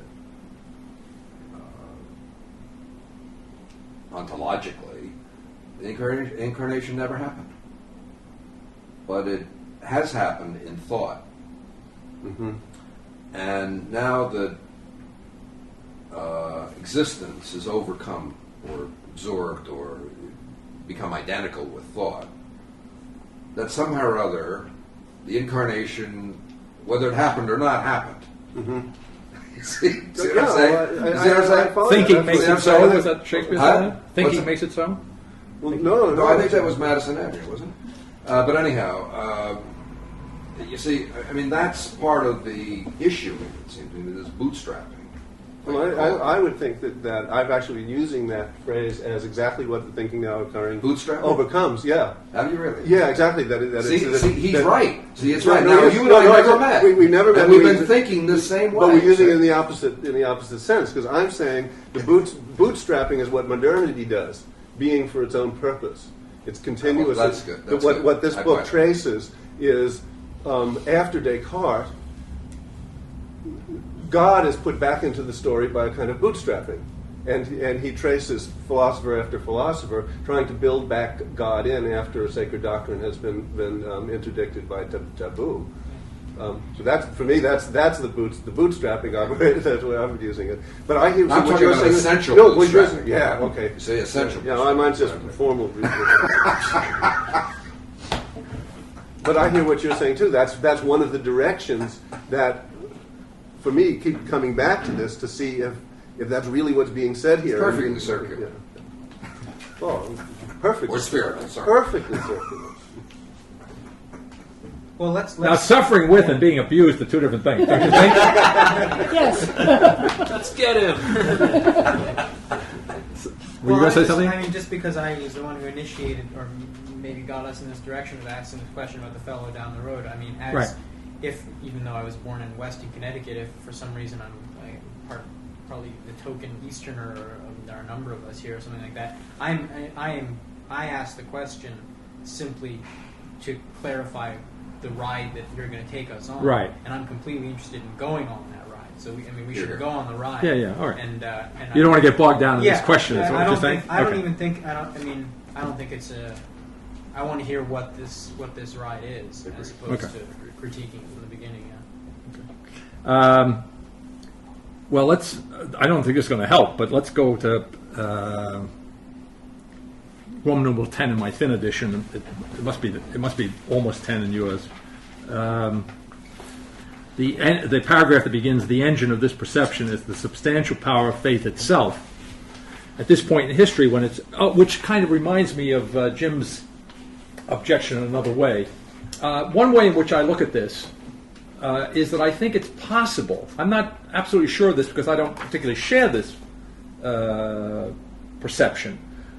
But also what you were saying before, your question and so forth, reminded me to say something that was on my mind, is that one way, I'm not sure it's on the surface of this book or it's the intention of the book, but one way perhaps of understanding is it the claim of the book or the perception that's laid out here or whatever, or the suggestion that you could see it if you, right? would be, and I've become more aware of this since I wrote the book, because I've become more aware of the how American, I mean, I guess we all are, or most of us are. Exception. But In question. right, but one, the incarnation light and right, incarnation light, which I think you were referring to, I took that, okay, would be this is a hypothesis that explains the facts. Do you see? In other words, so do I have to believe in the incarnation? You say, well, his strong version is maybe there was no incarnation, but we think there is, right? Okay, that's too easy. But maybe if we're trying to understand how do we get to where we are in history, is the incarnation an hypothesis that explains it? And from a Peircean, Jeffersonian, genuinely scientific point of view, if it does, what else do you want in terms of a scientific answer but a hypothesis that explains the appearances? Okay? Now, I don't mean to. Okay, but I'm saying that is, at least to me, it is a possible. It's something to be considered.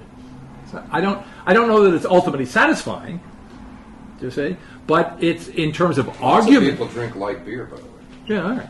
Yeah, right. Some people like light beer. Okay, so is that a possibility? I think it's a possibility, right? And it's one of the things that Peirce says about the medievals, as opposed to the Cartesians, is that they built their case by interweaving a number of arguments. Right? They didn't rest the truth of their claims on any one single thread. Okay, that's just an aside prompted by these remarks. Yeah. Okay. When it's true that's clearly the greatest practical, it is not possible in examining the foundation of scientific philosophy to set aside, as Descartes did formally, the content of faith itself. At the same time, and for the analogous reason, it is not possible for the substantial existence of faith to set aside, as did Kierkegaard, the formality of scientific philosophy. So, one way of understanding the project here, so to speak, which goes back to something I was saying biographically before, I emphasized the overcoming of Kierkegaard, right? But the overcoming of Kierkegaard could be understood as taking from Kierkegaard the faith that he kind of focuses on and synthesizing it, as it were, with the scientific concerns of Descartes. Descartes, you know, and I make the point later on in the book, that he explicitly excludes faith from his doubt. He doubts everything except that he has the good sense, the good Aristotelian sense, not to doubt his faith and not to doubt his moral code. Right? Of course, things have gotten out of hand from Descartes' point of view since then. Okay, but he had a very well-defined, restricted, well-disciplined. So it says you've got to have a house to live in while you're. Yeah, building a new one. right, exactly. Yeah, okay. But nevertheless, formally, as a matter of principle, all right, he excluded faith, right? And as a matter of principle, you could say, in effect, Kierkegaard is excluding scientific philosophy as he understood it. So one way of understanding what's going on here is an attempt, right, or maybe the realization, right, of the, as it were. Now, this is a little misleading to put it this way, the reuniting of the two. All right? I think it's much more than a reuniting. I don't think it's a repetition of something in the past, but there are abstract models of this, and I find the abstract model of it in the Sacred Doctrine of Thomas Aquinas. Aquinas was not only biographically, as was Augustine, both a theologian, but he was not only a theologian, but he was also a philosopher. Or in modern terms, he was both a scientist and a theologian, right? In the terms of his own culture, right? So the notion of the unification of science and religion is one way of understanding what's seen to have occurred here. Now, as soon as I say that, again, I think of something that goes beyond this book, but is here and in Foundation, and that is, again, the influence of American thought. I don't mean just the influence on me personally, but the role that American consciousness has played in bringing us to this point in history. If you read any American thinker worth his salt, including the poets, Whitman, and so forth, you see, you will find, every 58 pages or whatever, you'll find expressed in one form or another the ideal of the at-one-ment of science and religion. In other words, it's integral to the consciousness of American civilization that this classical European opposition between reason and faith, articulated dramatically by Kierkegaard and Hegel, do you see?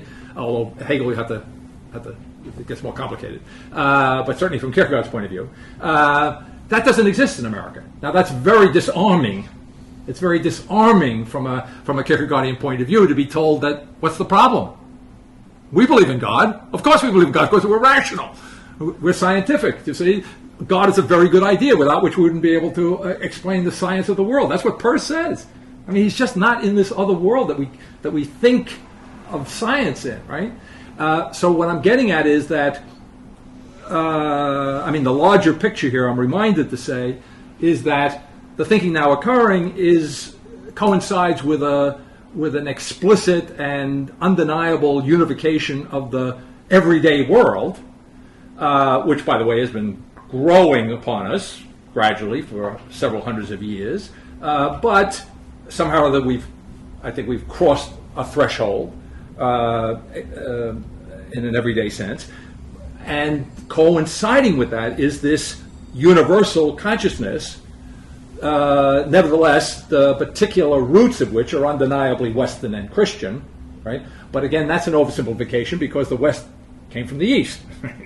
Okay, and Plato is unintelligible without reference to Indian notions of reincarnation and so forth and so on, right? So even Western science and philosophy is rooted it was rooted in the ancient Near East, and that in turn was rooted in the further East of the movement of civilization historically. So what I'm getting at is that we have come the universality of the situation in which we find ourselves is not an alternative. It is not a denial of the importance of particularity, historically speaking, right? But particularity doesn't exclude that this is where I think we have the nub of the issue that you were pointing to. That's in the role of particulars leading up to this universal explosion, so to speak, of consciousness. Certain particulars are more proximately related to this explosion, right? That American civilization is American civilization, and it's a civilization that comes to dominance in the 19th and 20th centuries, not in the 13th century. So yes, there is a history, all right, but the path is particular. The path itself is a particular path. It's not an indefinite conglomeration of particular options. There is a kind of radical particularity in history that has led up to this universality, in which, by the way, I would say, when I was talking about the absolute differentiation of persons in a totally free reality, in which that's another way, in my mind, of saying a kind of absolute particularization of persons. Now, I don't know whether, it may be that absolute particularization is a problematic phrase, right? But it's we're in the situation of you're trying to defend the thing that you actually don't need to defend in the course of your own work. So I don't know that we need to go. Well, I don't know whether I'm trying to defend it as to explain. You're putting it back in to what you actually managed to really keep on the sidelines throughout the course of the text. Okay. Well, I think I'm doing that in response to... Well, okay, yeah. Okay. All right, to come back here. So Kierkegaard, I would see them as a synthesis, and on a slightly more technical level, I would say that to go back to what I've erased here, Plato's describing the body of the created world as autarkes, as self-sufficient. One of the meanings of the adjectival form in Greek of archeo, archeos, is sure, certain. So, in other words, when you think of what was Descartes' big quest, it was for certainty, it was for sureness, it was for a kind of sufficiency, in some sense, of the mind, right? So, if we just posit for a moment that this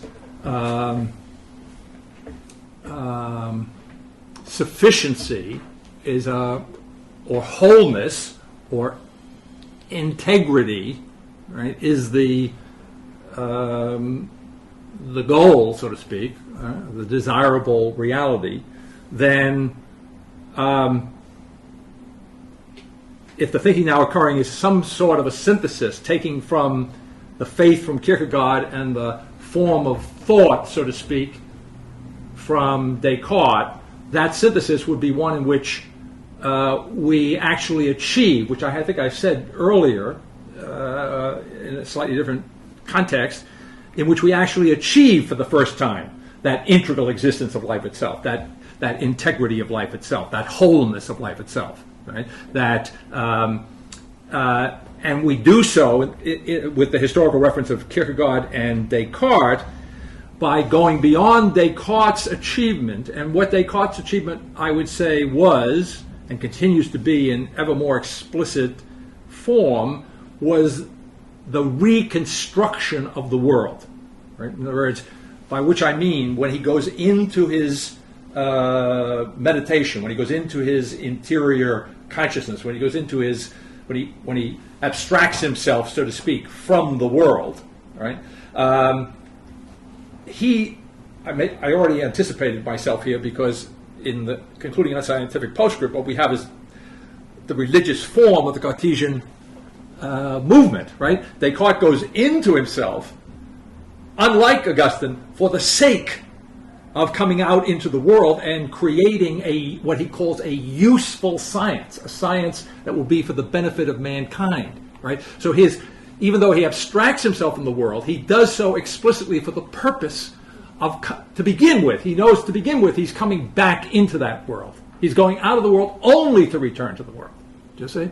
And we have the same movement in the concluding, ironically, in the concluding unscientific postscript of Kierkegaard. So then the thinking now occurring could be understood as what? As somehow the synthesis, the removal of the limitations of those joint coexistent projects, you see, the removing of those limitations, which would mean that we are now here's the boldness, I think, of what I think is going on here. Unlike Descartes, who did a magnificent job of enabling modernity to reconstruct the world, you see, and we've been doing it more and more, with exponential increase in our lifetimes. Not reconstructing the world now, but constructing it. Right? Not reconstructing it, but having something of that essential newness available in the form of thought, such that if it's essentially new, one of the meanings of essential new form of thinking, one of the meanings of essence would be here essentially new in the sense that, like the Creator, not being limited by a pre-existing matter, not being limited by a pre-existing, as it were, potentiality. Okay. So that would be the Cartesian leg of the or the point at which we are now, related to the Cartesian leg, you see, and that from that same point related to the Kierkegaardian leg. Okay, what did Kierkegaard achieve as it were, in his analysis of faith in the concluding unscientific postscript, was and in his whole work, of which I'm just thinking this is like the magnum opus, the notion that we create, as it were, not a world, as Descartes was doing, or recreate a world, but somehow or other in Kierkegaard we create our eternity. Right? We bring into our existence in time and space our eternal happiness or our eternal misery, right? But if there is an eternity for Kierkegaard, it begins in time and space, both objectively in terms of the exterior event of the incarnation historically, and then existentially in the life of each human being that has to make some decision that relates to that eternity, right? Or to that incarnational event, make some decision vis-a-vis that, which decision is for Kierkegaard determinative of the individual's eternity, right? Whatever it may be. But the eternity is, for Kierkegaard, is not pre-existing. Right? We do not, unlike the ancients, we do not come into the world with, as he puts it, eternity behind us. If there is an eternity, it's in front of us, and it's going to start here and now. That's right. Okay. So now, so what would be? So I think I've at least provisionally said what I think the point backwards to Descartes, the Cartesian leg would be. The point backwards to the Kierkegaardian leg is something like, yes, we are creating our eternity, but the creation of the eternity is now no longer a unscientific postscript. In other words, it's no longer an alternative to the Cartesian project, that coming back into the world, which Kierkegaard is perfectly willing to do in order to begin his eternity, now can coincide with the construction of this world, so that the point that you made over against the point that Adam made when he's talking about the Eastern particularity, and you refined it, and then you said that in this book there's an indication of something to be done, something further, something. I forget how you phrased it, but I think you know Well, what. just that the ox herding pictures, it's returning to the world with blissful glowing hands, right? Is the usual way that's translated. Right. But in this story, it's really the first step is Right. you enter the world. Now you start it. Right. But maybe the two can be. It's not Right. clear. That, Oh, okay. But, But, I the mean, but emphasis, as far emphasis is that you're beginning the world. And as far as that emphasis goes, then I would say that the advance over Kierkegaard here is that we can create our eternal destiny in, as it were now, with a grain of salt, the Cartesian world, right? In other words, Cartesian world, in this, particularly? no, that's why I said with a grain of salt. But in other words, the natural world that I'm saying Descartes had a mind to reconstruct. I don't understand that. I want to interrupt Okay, you here, sure. so I thought I'd catch up with you, but I don't understand about reconstructing the world. So I'm not connecting that with what I know about Descartes. Well, in this sense, that he, first of all, he doubts everything, right? Right. So I know how he thought his way out of it. He thought his way out of it. Yeah. It's a radical doubt about anything other than his own consciousness to begin with. Right. And by the way, that's arrived at very quickly, his certainty, and that he's already certain of the beginning of the second meditation. Now he's got a problem. He's got his certainty, but the whole reason for having this certainty was to do something with science that hadn't been done for the last 2,000 years. All these Aristotelians and Platonists have been arguing with one another for 2,000 years and have produced nothing useful, and they can't agree on anything. And that's because he learned from Thomas Aquinas, as I think I point out later in the book, is that the human mind is defective. It's a defective intellect. It's not a divine intellect. Okay.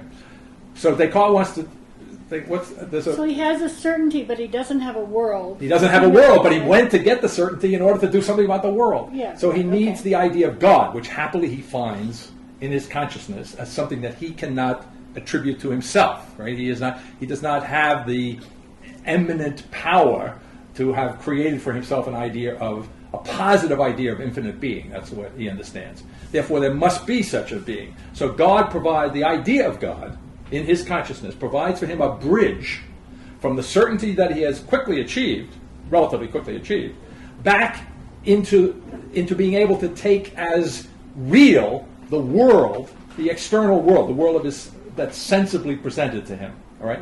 But what I'm saying is, and it's a good question, and maybe I'm assuming here, relative to Aristotle, he is then, I'll put it a little more carefully, he is then reconstructing the basis of his understanding of the world. In other words, he is no longer accepting the world as Aristotle does as a immediately given, objective, undoubtable Right.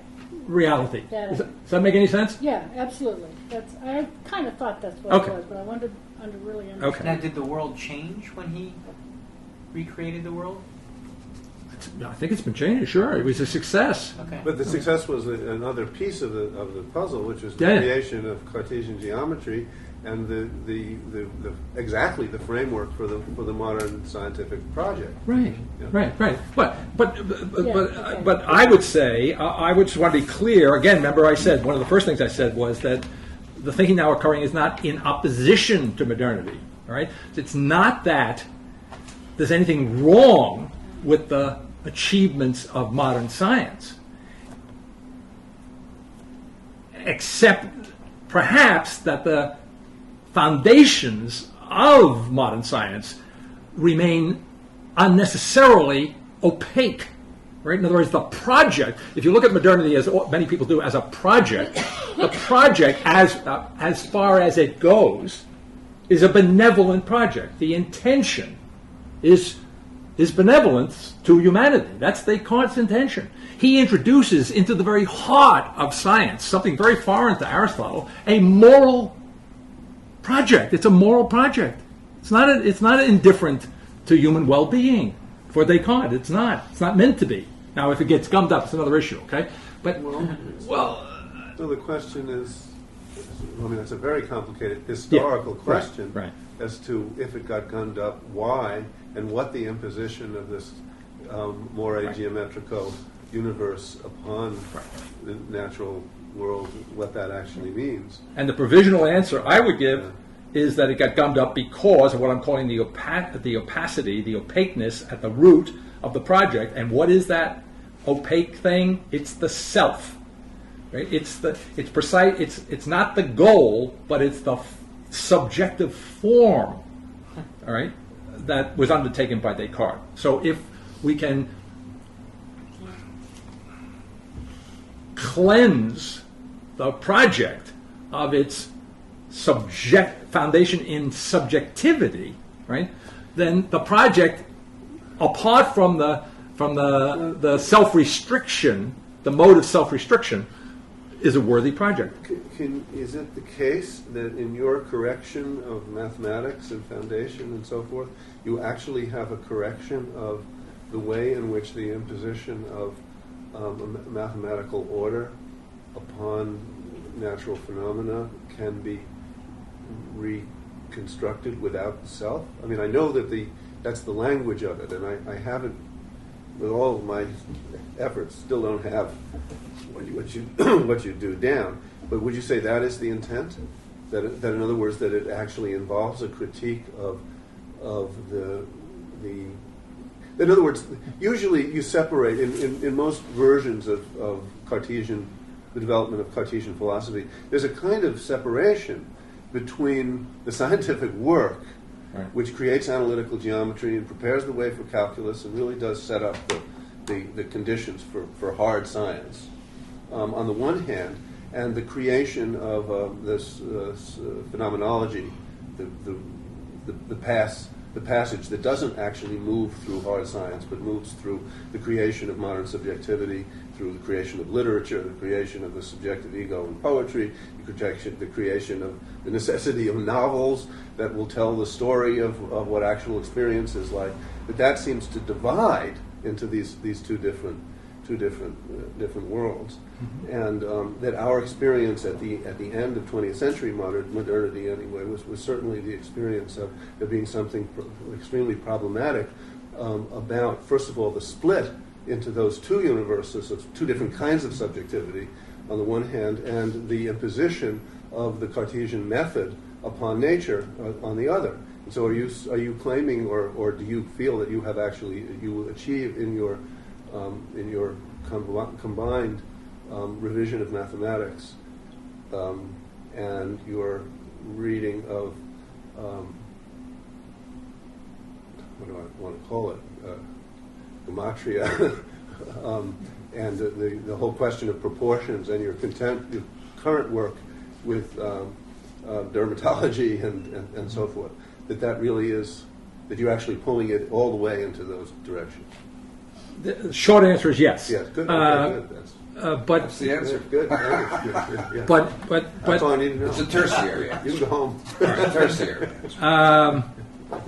I need a little bathroom break. I don't know whether that's part of your plan or I should. well, we can take 5-minute break. Yeah, is that okay? Good, okay. Is that a good number, 5? Yes, it'll do. It'll do. Is that You can't get the. All right, I think we should jump into the Aristotle chapter, and I'm going to skip over the discussion of the beginning because I'm afraid we'll be back at the beginning again. That's where we're headed anyhow. Right. Well, we are, but now I don't. I'm not really familiar with everybody's knowledge of Aristotle. If we turn to page 38, I think the one of the centrally relevant ideas in this chapter is that God's role in Aristotle's universe is one of indirection, as it says in the second line. God's causality is an indirection. God's thought is strictly unintentional, that is, in itself. God exists simply as what he is. He lacks potentiality. Now that, and since God is Aristotle's God, the unmoved mover, is the epitome, the most excellent being, right? I want to say in the universe, but I don't mean the universe as we use the term. In the universe of being, he is the most excellent being. He transcends the physical universe, what we would normally think of as the universe, right? That's, as it were, the whole point. And in this respect, Aristotle, of course, is a Platonist, right? I mean, Aristotle never ceased being a Platonist. What he has in common with Plato is that, again, in his own very original and relatively worldly way, what he has in common with Plato, however, is an ultimate commitment to or a commitment ultimately to the notion that if it's really real, it doesn't move. And anything that moves to the extent to which it moves, to that extent, is not real. All right, falls short. So this is very important in terms of the development of the notion of thought. And again, this book, from another angle, deals with a number of these issues in a different way. Therefore, and it goes to the question of intellection and perception and so forth and so on, that if intellection is a perception, if knowing is not a thinking, then God's mind, or the mind that God is, might be a better way of putting it in Aristotle, because it's not like God has a mind. God is an intellect, right? It's an intelligent life.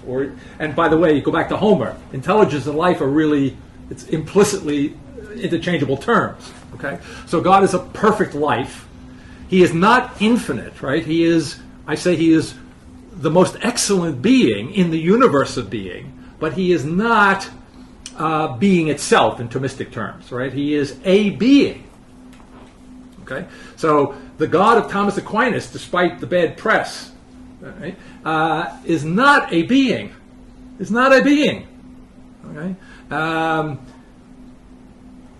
We'll say that. That's next time, right? So, but Aristotle's God is a being. He just happens to be the best being that one can intellectually understand to be. And he first appears in Aristotle's physics, not in his theology. He first appears in the physics as the linchpin of the movement of the world. We live in a world in which we experience motion. If the ideal, really real state is not moving, how do we account for motion? Right? And we ultimately account for motion by the causality of the unmoved mover.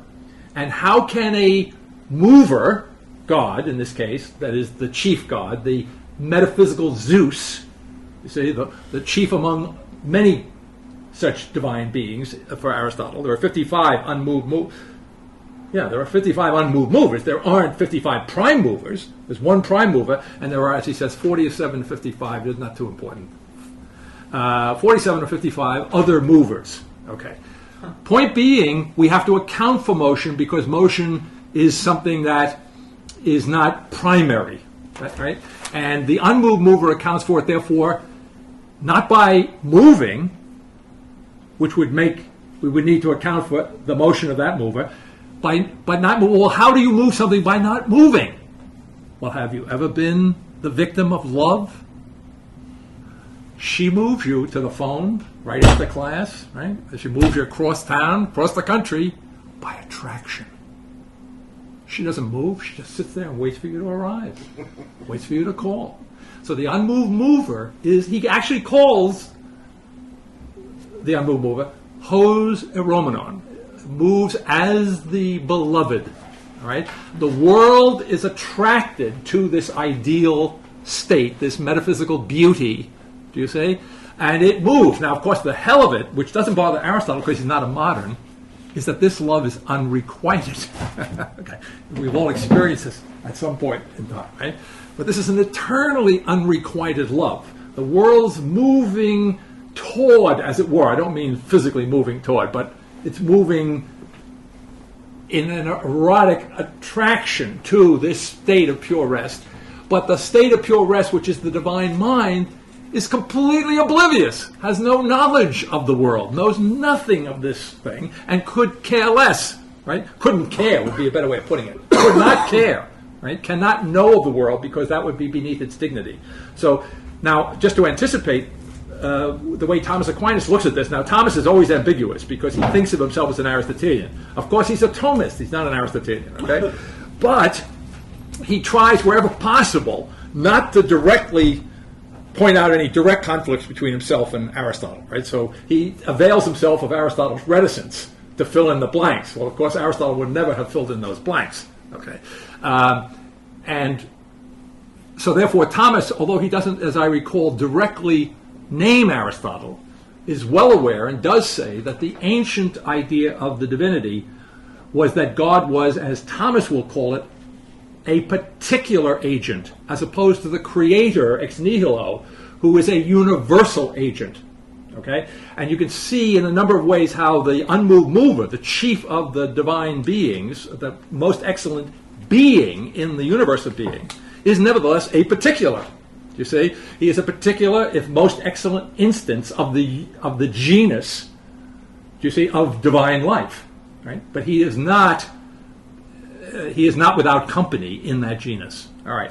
Now, as a result of this inability, this is a limit. So there's another sense in which particularity would apply, another connotation of particularity, and that is limitation. All right. So the God of Aristotle, although he is very powerful enough to account for the movement of the entire physical universe, is by no means omnipotent. He is not all-powerful. There are things that this God cannot and does not do. And one of them is to think. He doesn't think. No. He knows. And what does he know? He knows, I want to say, Altan, or Sa'altan, maybe. He knows itself. This is the mind that is a knowing of itself. And so immediately so that Aristotle in the, when I quoted in here, and I just think because of the time, we'll move a little more quickly here, because we're going to be thrown out, I think, literally, when the bell rings, like Cinderella. How does the divine mind know itself? It is in contact with itself, right? So that's a very interesting term, and I developed this theme explicitly in Faith and Philosophy. That is, thiganon is the term that he uses, and it means contact, it means touching. Now, of course, the whole point in Aristotle, as in Plato, is that the divine being is purely formal, not material. So he doesn't mean literally physical touching. But Aristotle, who is an experientialist to begin with, all knowledge begins in experience. If it doesn't end in experience for Aristotle, it certainly begins there, right? And Thomas co-opted that, right? Thomas had it begin and end in experience. Aristotle doesn't end knowing in experience, but our knowing begins. So the analogy to the sensible world is very important. So when he tries to understand or articulate how he understands the unity between the divine knower and the object that it knows, which is itself, how is the knowing and the known What's the metaphor that he uses? And the instructive metaphor that he uses is contact. Well, what happens when I contact the table? Well, feeling the table and the table felt, how do I distinguish them at that point of contact?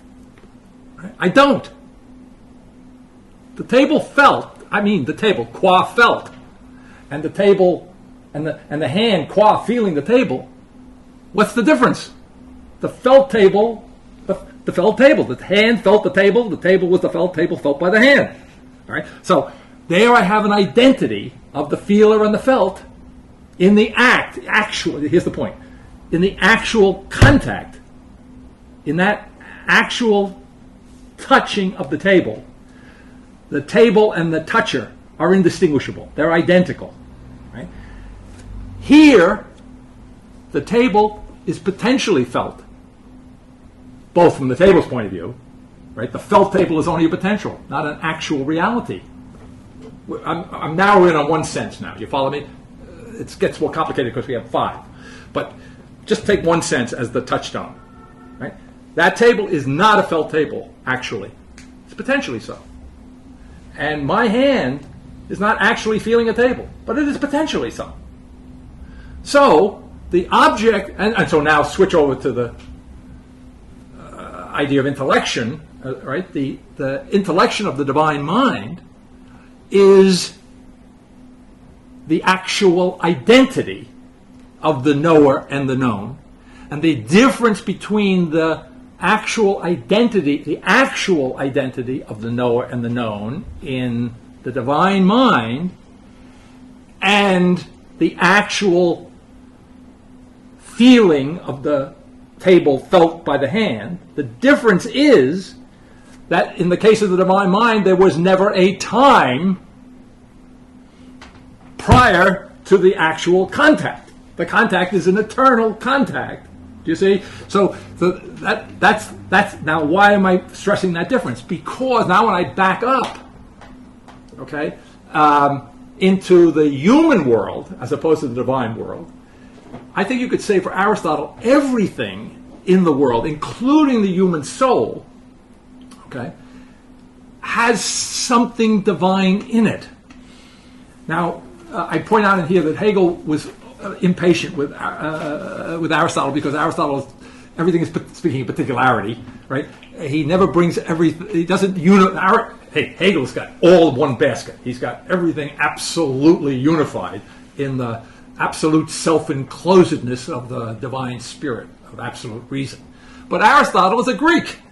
Right? And so Aristotle has his physics, he has his metaphysics. Is there a consistency? Are there certain common principles operating in each of these areas? Are there important analogies, you see, by which we can go from physics to metaphysics and so on in Aristotle? Yes. But does Aristotle feel the need to absolutely unify everything, to have it all perfectly smooth and consistent and not problematic? No, Aristotle is a problematic thinker. For him, aporia, difficulty, problems on every page, every sentence. We've got a problem. Aristotle's, but here's the point of it. For Aristotle, having a problem is not a problem.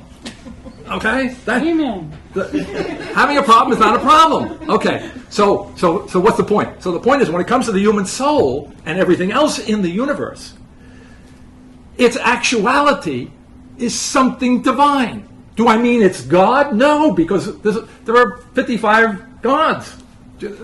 So there are 55 gods in the heavens, but in everything there's some divinity, and he's a polytheist. He's a metaphysical polytheist. It's not a problem. Okay. So in the human soul there is a divine something or other. Okay. And if there were no such divine something or other, the human soul would not be what it is. Well, what is it? It's a rational form of a body. Right? The human soul is the form of the body. The intimate, and this is very un-Cartesian, right? In other words, we don't have two substances here. In Descartes, there are two substances. The body is matter, and matter is res extensa. It's spatial, dimensive, corporeal being. And the soul is unextended. It's the res cogitans, but it's not extended being. It's not spatial. It's perhaps temporal, but not spatial. All right, so Descartes is very explicit, and this part of the dualism, that part of the root, at least, of the dualism you were referring to before, is that in Descartes there is a irreducible dualism, substantial dualism, that would be the key point, between body and soul. And they're joined together, says Descartes, by God in some wonderful, miraculous way. And he doesn't know how, but God is his solution. Peirce, the American pragmatist philosopher, he jumps right on that. He says that's very unscholastic, very unmedieval. That's very modern, but it's not good science, says Peirce, the American medievalist, you see. That's not good science because no good scientist would say, well, the answer is God did it. That's not a, you see? That's poor. That's a theological answer from Peirce's point of view that Descartes gives at the root of modern science. So modern science, European science, at its root is theological. Right? We shouldn't be deceived about that. Okay? Okay. But, so back to Aristotle. So Aristotle doesn't have this problem because, first of all, he never abstracted himself from the world to begin with. And he understands, therefore, that there is a union of body and soul, which is not a union of two substances, but it's a composite, which is one substance. All right? Now, the intimacy for Aristotle, you can put it in very everyday and mundane and somewhat grotesque way to make it clear, right? When you go to your next wake and you see your friend or your brother or your whatever in the coffin there, okay? Aristotle wants you to be very clear metaphysically. He might not bring it up on that occasion, all right? But that is not Harry. That is not Joe. That isn't Joe's body. There is no human body there. We sometimes call it the remains. You see, Aristotle would take that quite literally. It's not a body. There is no human body that isn't alive, that isn't ensouled. You see, so that's how you see what I'm saying. So you could say that the human soul. This is the wrong way of putting it. It's not quite Aristotelian, but is as dependent on a body as the body is dependent on the soul. Right. In other words, there is no human form that isn't the form of a material thing. Right? And that marriage, that absolutely intimate marriage between body and soul, is what distinguishes, I mean, it's one of the things, but on this point, distinguishes Plato and Aristotle. But this is just a particularization, a particular example of the general movement that what Aristotle did, I say he's a Platonist, because anything real, insofar as it is real, is eternal. It's formal. Right? What distinguishes him from Plato, his master, he studied with Plato for 20 years. And in those days, you could only graduate when the teacher died. All right? So when Plato dropped dead after 20 years, Aristotle was free to create his own school. Okay? So he didn't, and he was a pretty smart guy, so he understood, see, that if it was real, it was formal, didn't change, it was, right, indestructible. So where did he disagree with Plato? He didn't disagree with him on that point. He disagreed that these eternal, unchanging forms existed in Aristotelian terms. He disagreed, with the exception of the gods now, right? But the form, I'm talking now, maybe make myself more clear, the forms of natural things, including the human body and so forth. The human body, qua human, its form is indestructible. The human species, there's no Darwin here. Right? There's no evolution of the species. You don't have to read Darwin's book to understand the revolution it created.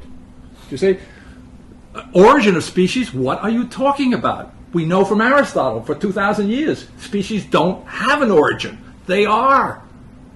Right? You say, so for Aristotle, the species doesn't come and go. Individual instances of the species come and go, precisely not because they're formal, but because they're material, right? Okay. So what Aristotle did was you'll pardon the expression, with a small I, he had his own form of the incarnation, right? He incarnated all the forms of the natural world that otherwise remained, as it were, otherworldly, heavenly, in the Platonic universe. He incarnated them. And in that sense, you could see where Thomas would be drawn to Aristotle. Do you see? Okay.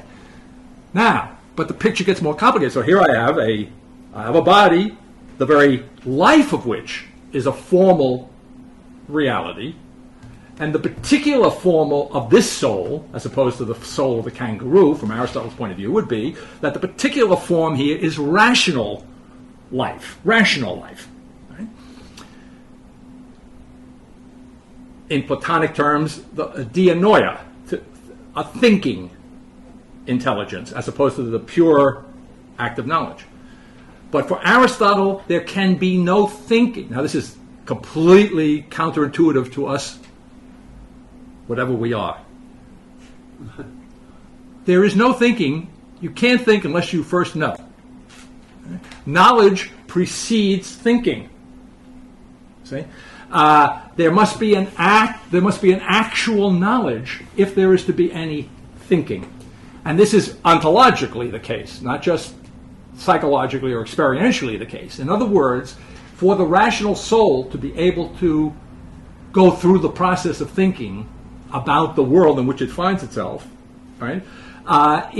There must be that divine element in it, which, insofar as it is divine, is of the same, I can put it this way, quality as the unmoved mover, or the prime mover, or any of the other unmoved. It's divine, and therefore it is psychologically in the De Anima, he refers to it as the agent intellect, right? So it's a little God, as it were, if I can put it that way, within, you say, a little God within the soul, without which the soul, the specific difference of the human soul could not function, could not be what it is. Right? And now there's a whole psychology of how that works, and you find it in the De Anima.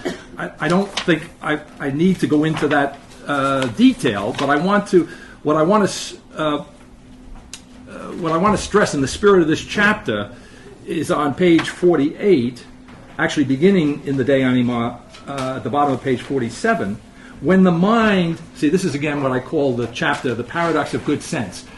Kierkegaard didn't invent difficult thought. Kierkegaard didn't invent paradox. Aristotle invented paradox. Problems are not problems for Aristotle, any more than the problem of Christianity as such is a problem. The problem for Kierkegaard is that Christianity is no problem for Hegel. That's the problem for Kierkegaard. You see? So in that sense, Kierkegaard loved the Greeks. He had a profound intuitive respect for Aristotle, right? So here's the point. So the problem, which is not a problem for Aristotle, comes up at the bottom of 47. When the mind has become the several groups of its objects, as the learned man when active is said to do, and this happens when he can exercise his function by himself, even then the mind is in a sense potential. All right? So let me just pause there. This would be true when you're dealing with any thinker, but it starts with Aristotle. Aristotle has a famous distinction between matter and form, between actuality and potentiality. But Aristotle was not a rigid thinker. These were categories of thought, in effect, right? So what you need to understand in Aristotle is that everything, it's all relative. That is to say, what is actuality to this level, which is potentiality to it, in turn, to a higher level, can be itself a potentiality, you see? So I don't know anything about, biology, all right? I don't know anything about biology. So I'm potentially a biologist. You see? Now I go and I study all the biology that I could possibly learn, and now I get a degree and I'm a biologist, right? Am I actually a biologist when I'm sitting there watching the Super Bowl? Not according to Aristotle, not. I am compared to the guy down the block who never studied biology, you see, but now I have my biological knowledge is waiting to be exercised, waiting to be actualized when I go back into the lab or whatever, you see? All right, so here's the point. So the scientific man, all right, even that mind is in a sense potential, right? It's actual compared to somebody who has no grasp, but it's potential, though not quite in the same way as before it learned and discovered. Moreover, the mind is then capable of thinking itself. All right. Now that's the key point. It's capable of thinking itself, right? But it's not yet actually thinking itself. When it's actually thinking itself, right? Now, of course, the ambiguity here is that he doesn't say thinking in the Greek. He says autos da auton, itself in the nominative, auton, itself in the accusative. tota dunatai nain. It itself is able to know itself.